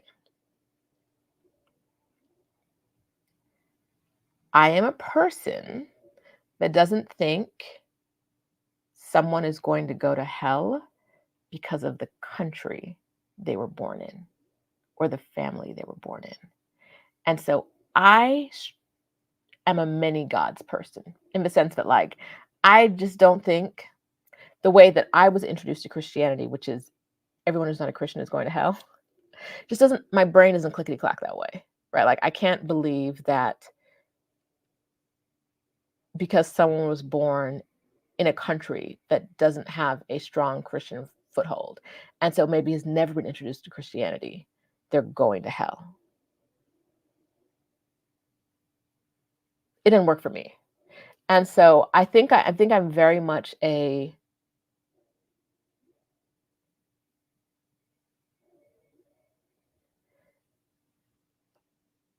everybody gets to have their own God or not have their own God, right? And that, like I said, that's not the Christianity I was introduced to by my grandmother, who would love to give you all the reasons you're going to hell. And why, even though she did those same things, she will not be going to hell because she's different from you. Real fire and brimstone. I remember talking to her once, and we're talking about like how if you're not saved, you're going to hell. Everyone's in her world, everyone's going to hell. Okay. And she was like, if you're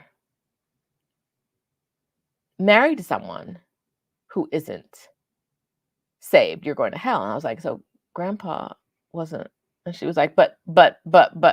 Okay, girl. I was like, okay. I'm like, babies. I was like, what about babies? If they're born, she's like, well, if a baby's born to someone who's not saved, they're going to hell. I'm like, so if a woman is not saved and she gives birth and the baby dies soon after, the baby's going to hell? And she was like, yeah. And I was like, see, I don't believe in your God. I can't. Why did baby go to hell? That just doesn't, I can't. So like, if that's what an individual believes, that's what they believe. It's just not for me. Why is that baby going to hell?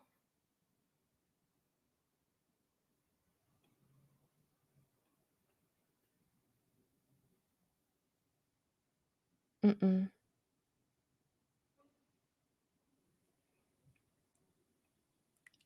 This is what happens when you have shady friends. I already knew what your responsive for reporting would be. She knows. I don't know nothing about that. Mm-mm. Mm-mm.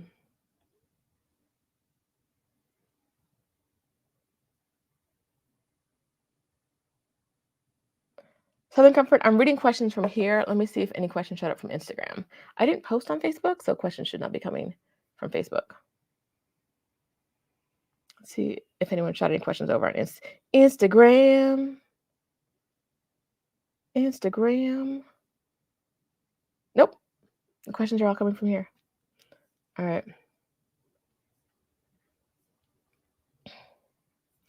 All right. Let's get some more of these and wrap it up. I feel myself fading.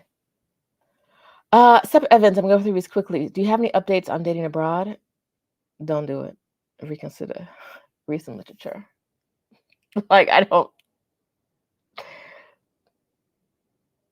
ain't got it. Somebody else might have it for you. I don't have it. I'm so sorry. I don't have any updates on dating.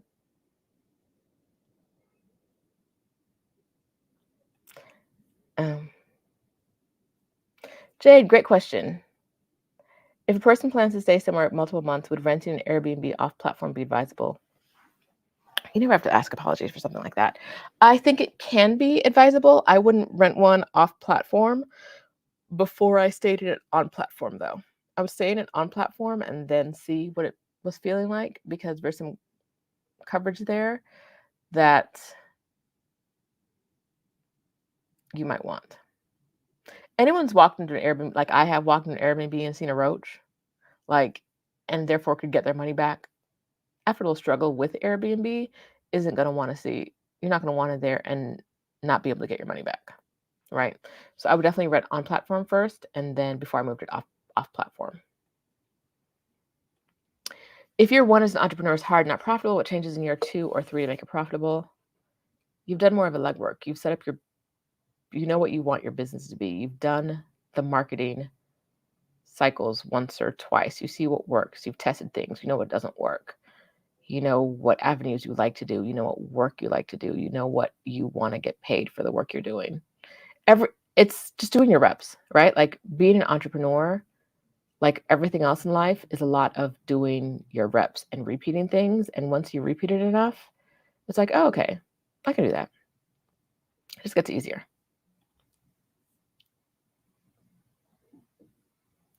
All right. Are we having a meetup before October 2024 Exodus Summit? I'm not talking about South Africa. I don't know where you are, Child Setter, but if you want to have a meetup where you and your people are, I welcome it.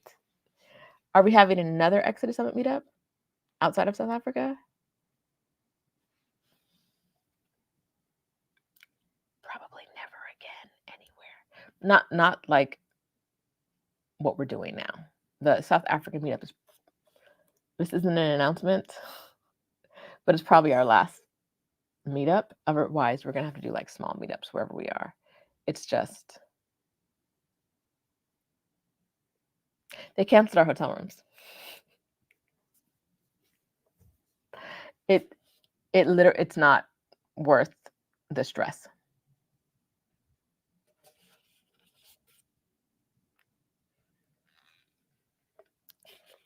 It's just not worth it.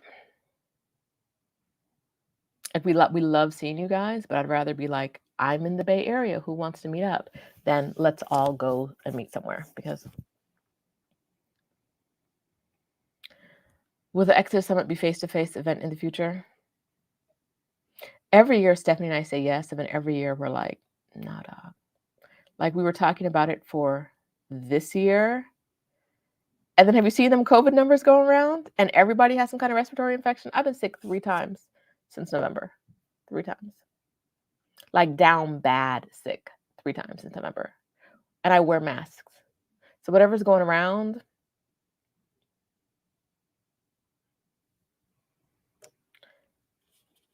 probably not. Maybe in the future when we all have like our own like bubble head masks or whatever it is. We're all bubble boys. Maybe then, but until then, probably not. Can you recommend a taco tour in Mexico City or a restaurant stand that has best tacos? Tacos are hard. But I'm going to give you a tour. Taco stands are hard, is what I mean. Because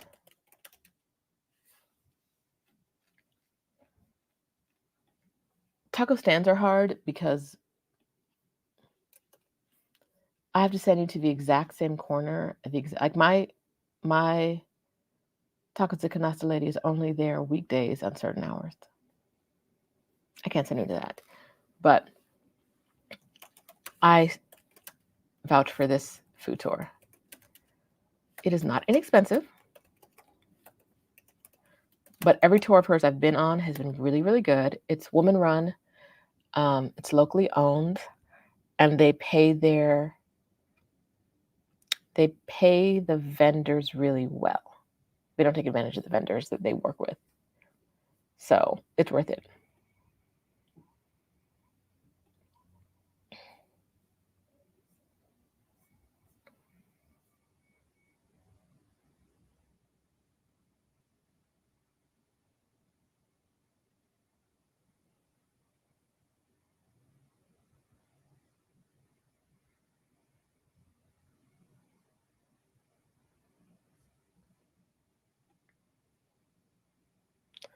Okay. Southern Comfort for real. There are no more spots for South Africa, but there are people in the Exodus Summit Facebook group who are selling their tickets. So if you want to meet us in South Africa, there are people who will sell you their tickets right now. Get in there. ExodusSummit.com. You can go to ExodusSummit.com/community and get in there and get it.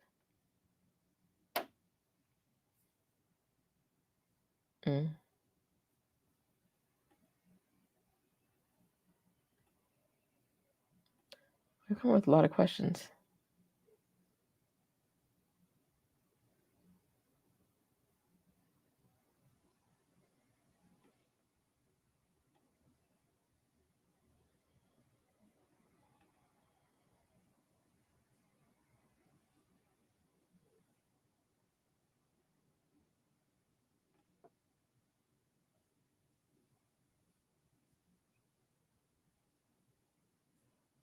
All right.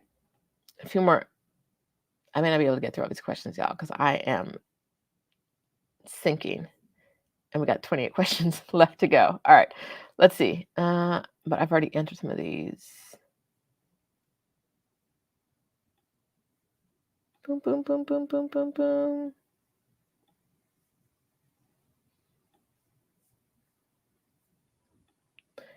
Question. I'm about to take a lump. I'm about to take a lump sum from a pension. The first thing everyone's telling me to do with it is buy a house since I've never owned one. Everyone thinks this is the quickest way to wealth. Once again, no question mark, but I think you want my opinion on this.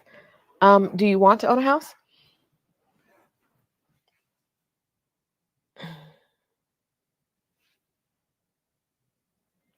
Are the people giving you this advice wealthy, and did they gain their wealth by buying a house? And we'll leave it there. I never want to own a house again. That's me. I don't want to own a house. All that work? Right? Like,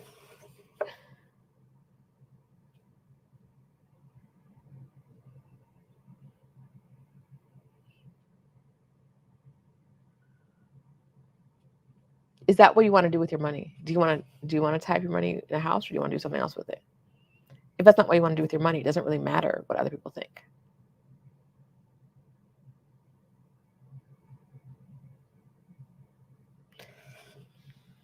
I want to say one more thing. If you're taking a lump sum from your pension, you're probably not like 35, right? Probably. I'm a guess. Could be wrong. Probably not 40. Probably a little tiny bit older than that. And in that case, what does building wealth look like if you're building wealth? If the house you buy is your residence, what does building wealth look like? Because usually, if it's your residence, you don't actually see, feel, experience the wealth you build in a house until you sell it or refi. Super bubbles. Or die and somebody else gets the house. So if the house you buy is going to be your home to live in, what will building wealth look like over the next 20 years?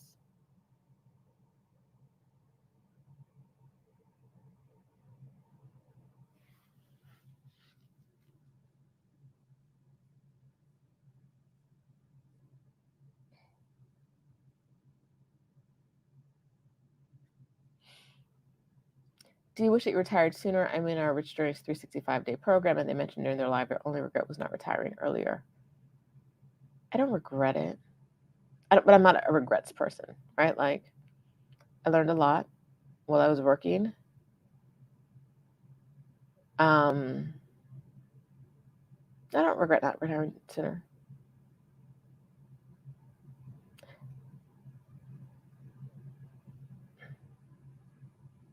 I think if I did have regrets, it'd be about the way I felt while I was working, but not about not retiring sooner. Why do they ask about religion on the residency application? Folks is nosy. If we're talking about Mexico specifically, I don't think there's any religion. I've never heard of someone getting rejected for their religion. They're just nosy. Same reason they ask questions like, are you married? Baby, I'm here applying by myself. You gonna type this in a computer somewhere for what? If you're not with me, you're not with me. Calm down. Is cannabis possession and use legal in Mexico City? Debatable. It's decriminalized, but it's not fully legal, I think. So there are places like outside of the Mexican Senate building where people smoke all the time. I see groups of people smoking. But you also can't like walk into a dispensary, right? So it's not like openly sold, but if you're smoking or using, you're unlikely to get arrested by like not a legitimate arrest. You know, when you're walking down the street in some of the beach towns, someone will try. I was walking down the street the other day, and these guys stopped me as they were smoking, and I'm like,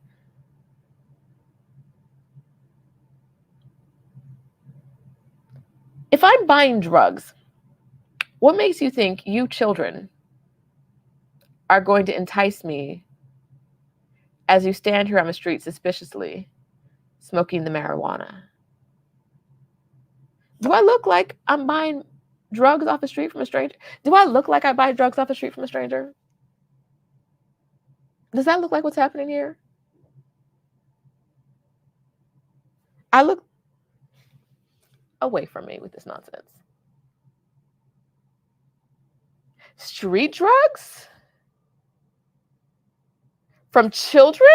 They were like 20. I don't know. Get away from me.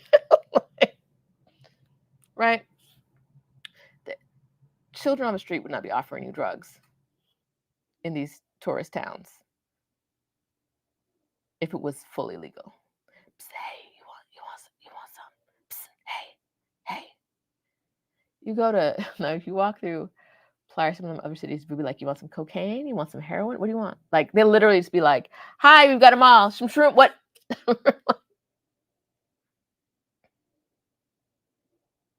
No, thank you.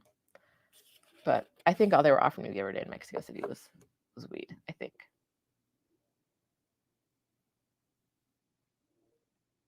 Y'all really hate me. Since you cleared out your storage space, are you resolving to not collecting clutter? I have no resolutions around stuff. I'm resolving to not buy anything that I already have enough of. I'm not shopping in 2024, except unless I am in a foreign to me country. The US doesn't count. It counts for some things. Thumbs up. I'm gonna buy some Euro peppermint patties when I'm here, right? I'm gonna buy some other things that I can't get in Mexico. But I'm not going to buy things that I can get in Mexico. When I'm in Mexico, I'm not buying anything unless it's like paper towels, and I'm out of paper towels. But it's not going to be like shoes, because I ain't never gonna run out of shoes. It's not gonna be moisturizer, because I got like 8 jars of different types of moisturizers at home and 5 sunscreens. It's gonna be a while before I need any of that stuff. So I'm not committing to anything, but I am trying to shop less. But there's no like resolution. I'm not resolving to have less clutter. I'm resolving to like use what I have. Are you doing investment updates on your other channel? Yes, I am. I'll do one sometime this month. I've been laid off with a year severance. Congratulations! I know it might not feel like I don't know how long ago you got laid off, but it may not feel like congratulations right now, but it's huge, and you're really going to be excited about this in the future. I need to get away, but I'm exhausted. Any suggestions on how to start with starting sabbatical while totally drained? Go somewhere you know and like, somewhere you've been on vacation before, and lay down for a while. Or go somewhere like if you have a family or friend that has a guest room that you can sleep in, and just sleep for like a week or two without them. Like, if your mama gonna ask you every questions every day, like, when are you gonna get a new job? Have you applied for jobs today? That's not what I'm talking about. I'm talking about your bestie who's like, you can have the room as long as you want it, right? Like, that's what I mean. Don't go anywhere where people are gonna be asking you questions. But if there's a place you can go to just sleep, give yourself 10, 14 days to just sleep without worrying about the future, because you have a year's pay. You can when you have a year's pay, you can give yourself 14 days to sleep. And then see what comes in that time when you're resting, see what comes to mind. If you can get out of your current environment, great. If not, sleep at home. You probably have a nice bed. Sleep in your nice bed. Right? Linda says, I'm on a 30-day Paris decision-making trip. Are there any Exodus Summer members in Paris? Yes. I would enter the group and search for Paris and see what comes up and see who's there. Search for Paris. Search for France in the Exodus Summit group, which you can find at exodussummit.com/community. Sacred Play says, where do you want to live next? If Mexico City was not an option, what's your second choice? I think my second choice would be Johannesburg, but I don't really know because I haven't been there in like 3 or 4 years. So I'll go back on the South Africa trip and see what I think. But it's Mexico City for now.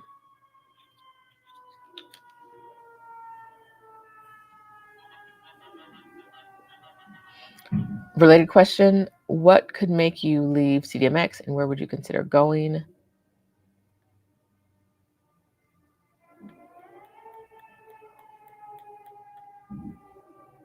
There are people coming to Mexico City that are making it less pleasurable than it used to be.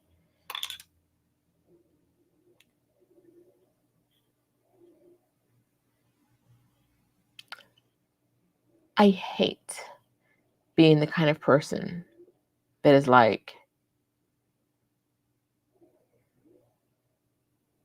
it was as a foreigner saying things like, it was really nice before all the other foreigners got here.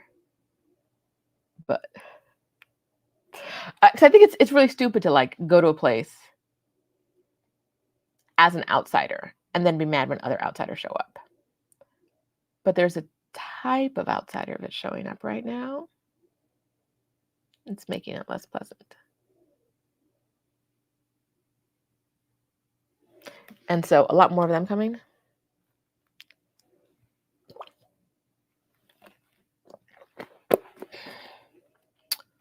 Where'd I get my top knot headbands? Mostly from the Rap Life. I don't even know if they're around anymore. I used to get all my head wraps from them. Yes, the Rap.life.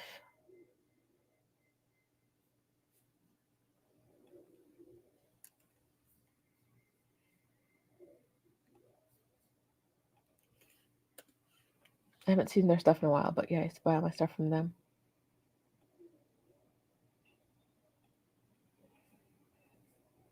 Let's see how many other questions we have. Let me go back to the comments.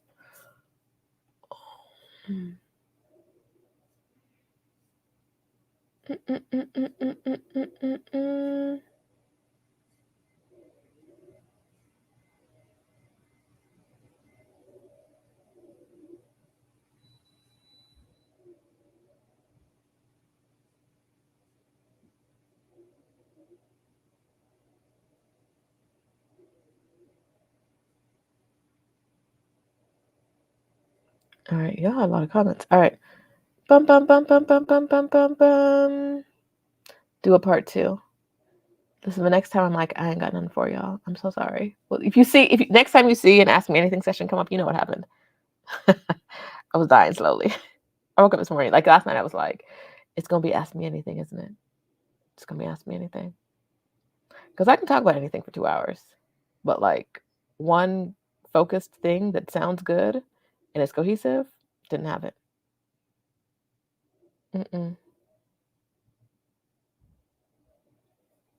Oh, this is such a good response to Ms. Gogo, who's feeling burnt out. I was in the same situation a few years ago. I went to Merida because I heard it was a soft landing and stayed there for 6 months, just eating takeout and resting. Yep.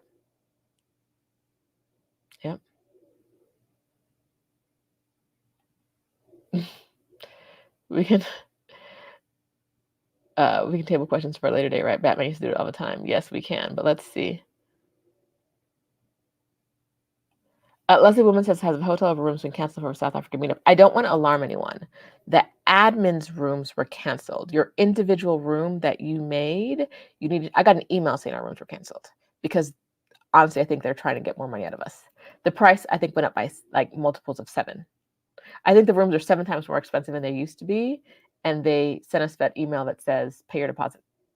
Pay your deposit or we'll cancel. And they canceled in less than 24 hours. All 5 rooms. So if you got an email from them saying that they canceled your room, I would call the hotel. And then also email Francis, email us at hello@exodussummit.com and tell us so that we can see if there's anything we can do, because we're actively working with the hotel to get our reservations back. Because even like corporate was like, why would they do that? You're not supposed to pay, you don't owe a deposit until you get there. So why would they cancel your room for not paying a deposit in advance? Why would they? So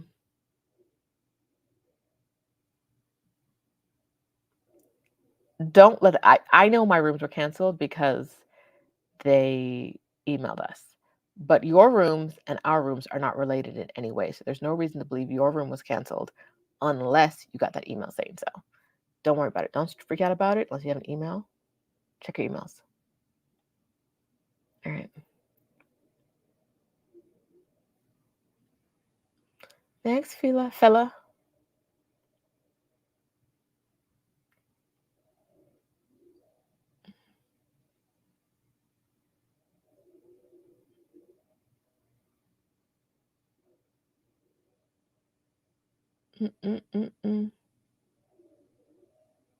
What y'all talking about?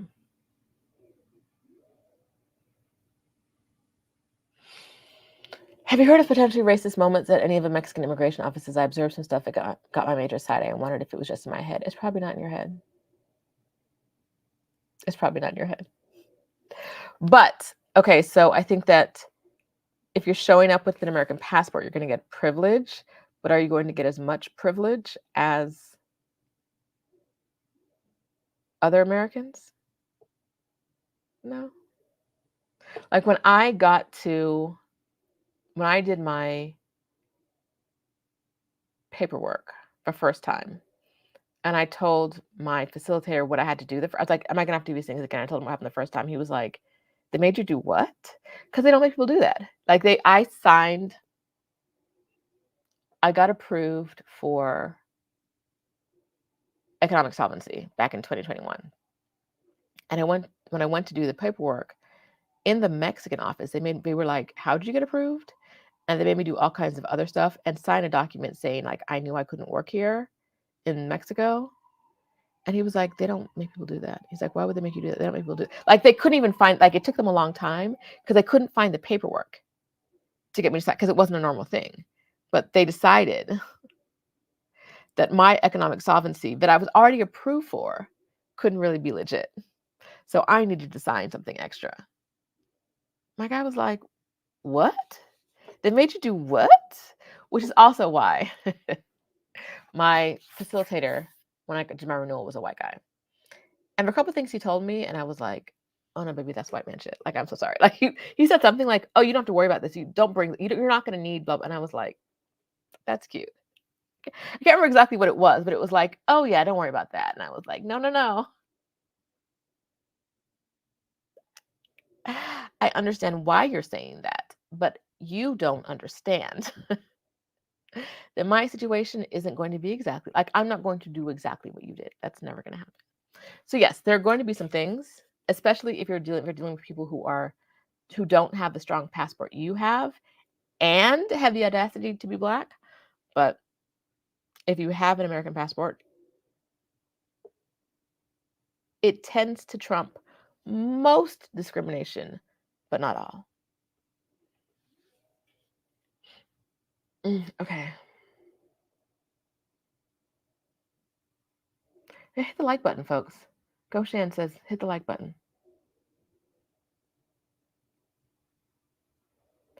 Perchber Girl says, I'm holed up in a hotel right now trying to figure out where I want to go. Yes.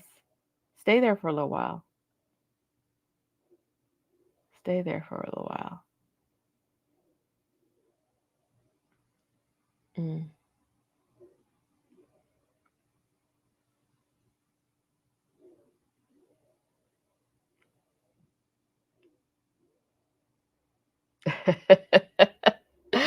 Oh, Sarah, have you been to a music venue in Mexico City called Hanky Panky? Hanky Panky is not a music venue. It is a speakeasy cocktail bar. I'm laughing. I know Adelia, if she's still watching, is laughing right now because I cannot stand speakeasies. I cannot.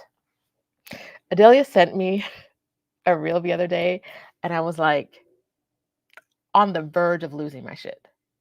It was a speakeasy bakery. I got to walk in the back and press a button to go in the back to get some bread. Out of here. Like I do not like things that are exclusive for the sake of being exclusive. I like bougie. I like upscale. I don't like you got to knock 3 times on the window and then in the back in the dark.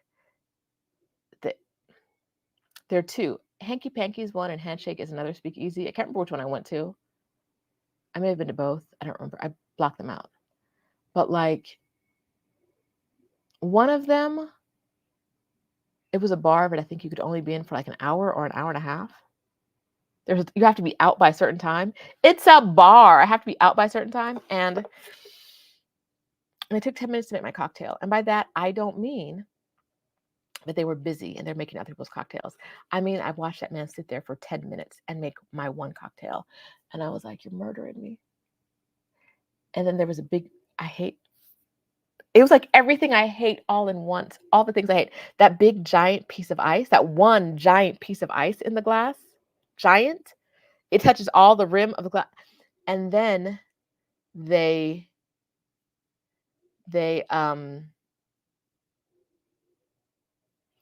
press the name of the bar into the giant glass, pour my shit in a cup, and hand it to me. I do not enjoy the speakeasiness of speak. If that's your thing, though, people here love it. They go up for hanky panky and handshake so much, and I'm like, I got to make a reservation to get into a bar, and then after I made the reservation, there's a time limit on how long I can be here. Jail, directly to jail. I hate the giant ice. I'm drinking and the ice is hitting me in the face. Stop it. I don't want it. Anyhow, this is like, it's my a speakeasy panaderia. I got to go in the back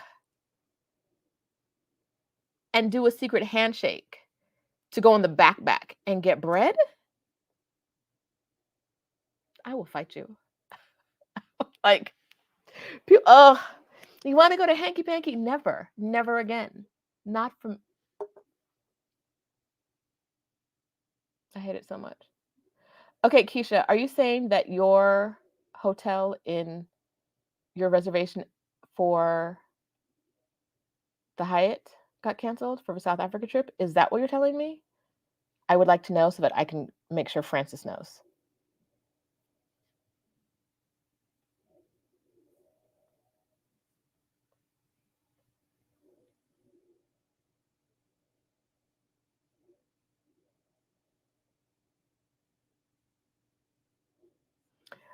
Like Stephanie used to say, medical care is a reason to move, not to not move. I think if you're thinking about where you want to live and medical expenses are a legitimate concern for you, not like an American concern, but like, there are things wrong with my body and I'm getting people to check it out. You should be checking to see how much your medical care will cost in that country. And for that, you should go into some of the expat groups and ask them specific questions about the things you deal with and what kind of doctors you have to see.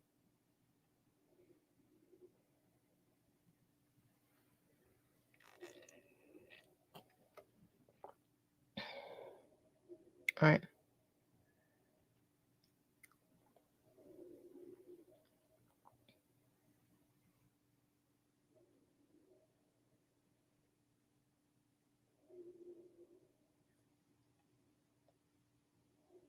I hate it so much.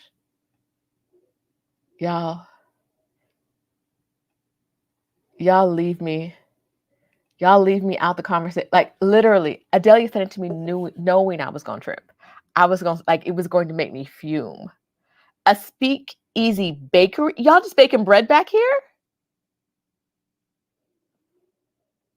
Directly to jail. You, the giant ice, the 10 minutes. I was sitting there watching this man make a cocktail. Like, if I'd known it was going to be all this, I would have just said rum and Coke.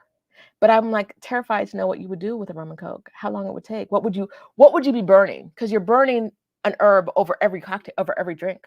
So what would you be burning over my rum and Coke? Some dried mint? What are you?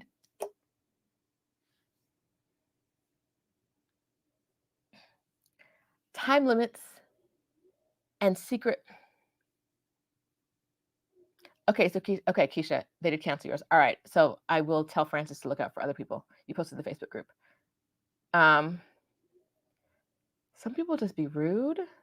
Just rude. Stephanie, I made some announcements about the future of Exodus Summit. You'll have to watch the replay to know what they are. But we're talking about speakeasies now. That's what it is. Pretentious for no reason. It's I don't want to make an appointment to have a cocktail. I don't want it. I'm not interested. We're not. I swear to you. Watching them make my drink at that bar had me like,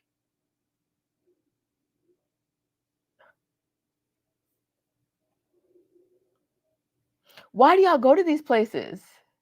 They do not stock soda. That place probably don't stock soda either. I was there like, it was a quasi date. If it wasn't a quasi date, I would have walked out. It was a quasi date and he messed it up. and the man messed it up.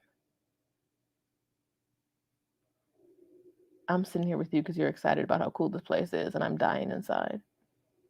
And then you're still a trash man.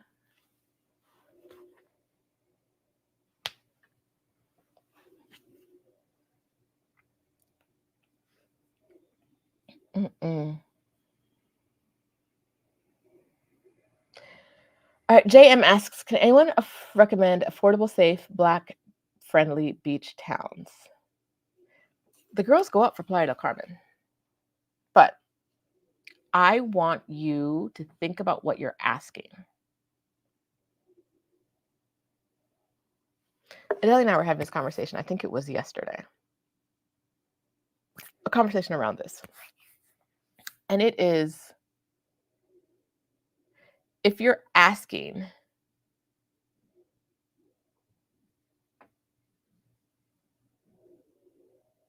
there's some things you can't ask for at the same time.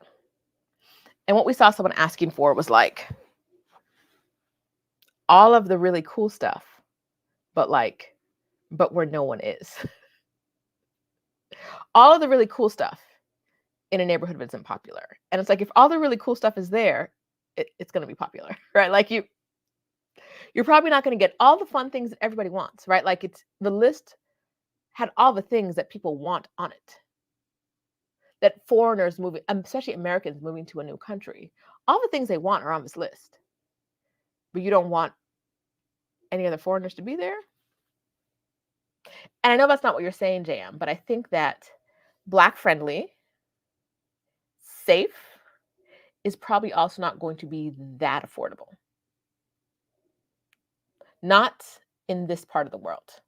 Black friendly and safe in a majority Black country might be. Like, I really like Durban because it was Black friendly. It was a beach town. Was it safe? Not every street, baby. My Uber driver was like, I'm gonna drop you off right here in front of your hotel. Don't go nowhere but inside the hotel. And I was like, no, I'll be fine walking around. And he looked at me like, is you dumb or is you stupid? Because this doesn't. I was walking around Durban one day. I took a turn. I literally I was walking straight and the Google Maps said turn left. I turned my body left and said, oh, nope, nope. And I'm a city girl. I walk down a lot of streets. And this was broad daylight in Durban. I was like, I am not walking down that street. Google Maps, what's our other option? You know what I mean? Like, so how do you get the things? I mean, a lot of Black people love the beach. Safe for us and affordable? I'm not saying you're asking too much. I'm saying that you may have to be flexible on some of those things because you're asking for a few key things that are not easy to get all in the same place. But if anyone has ideas for JM about a city that they think qualifies, let me know. Like I said, the girls go out for Playa, but it's not as affordable as it used to be. It's Black friendly in the sense that like the people who are from Playa will be friendly with you. The people who are visiting,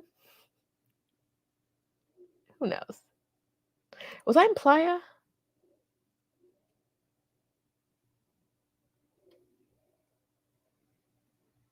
I think I was in Playa when some man asked me how can I afford to be here at the hotel.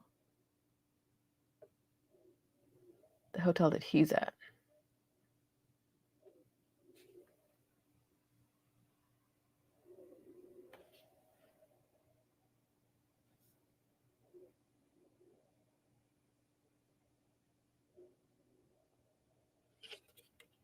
I mind my business, and that pays well.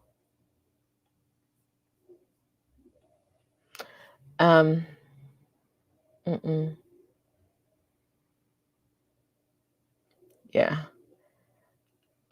Google Maps usually doesn't fail me, but child, that one street corner, I was like, absolutely not. I won't be doing that. Thanks, Durban. I won't. Okay, I think I got into all the questions I can get to today. Yeah, when he asked that question, I was like,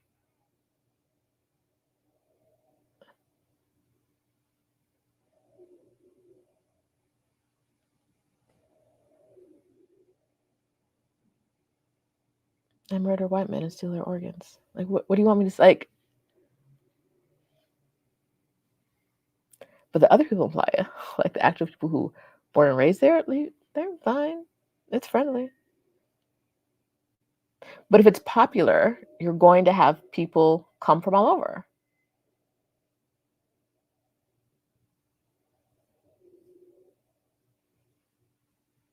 And people from all over aren't always friendly. All right. I think we did it for the day. Is he still alive? Yeah, we were in the pool and I didn't drown him. I didn't get close to him.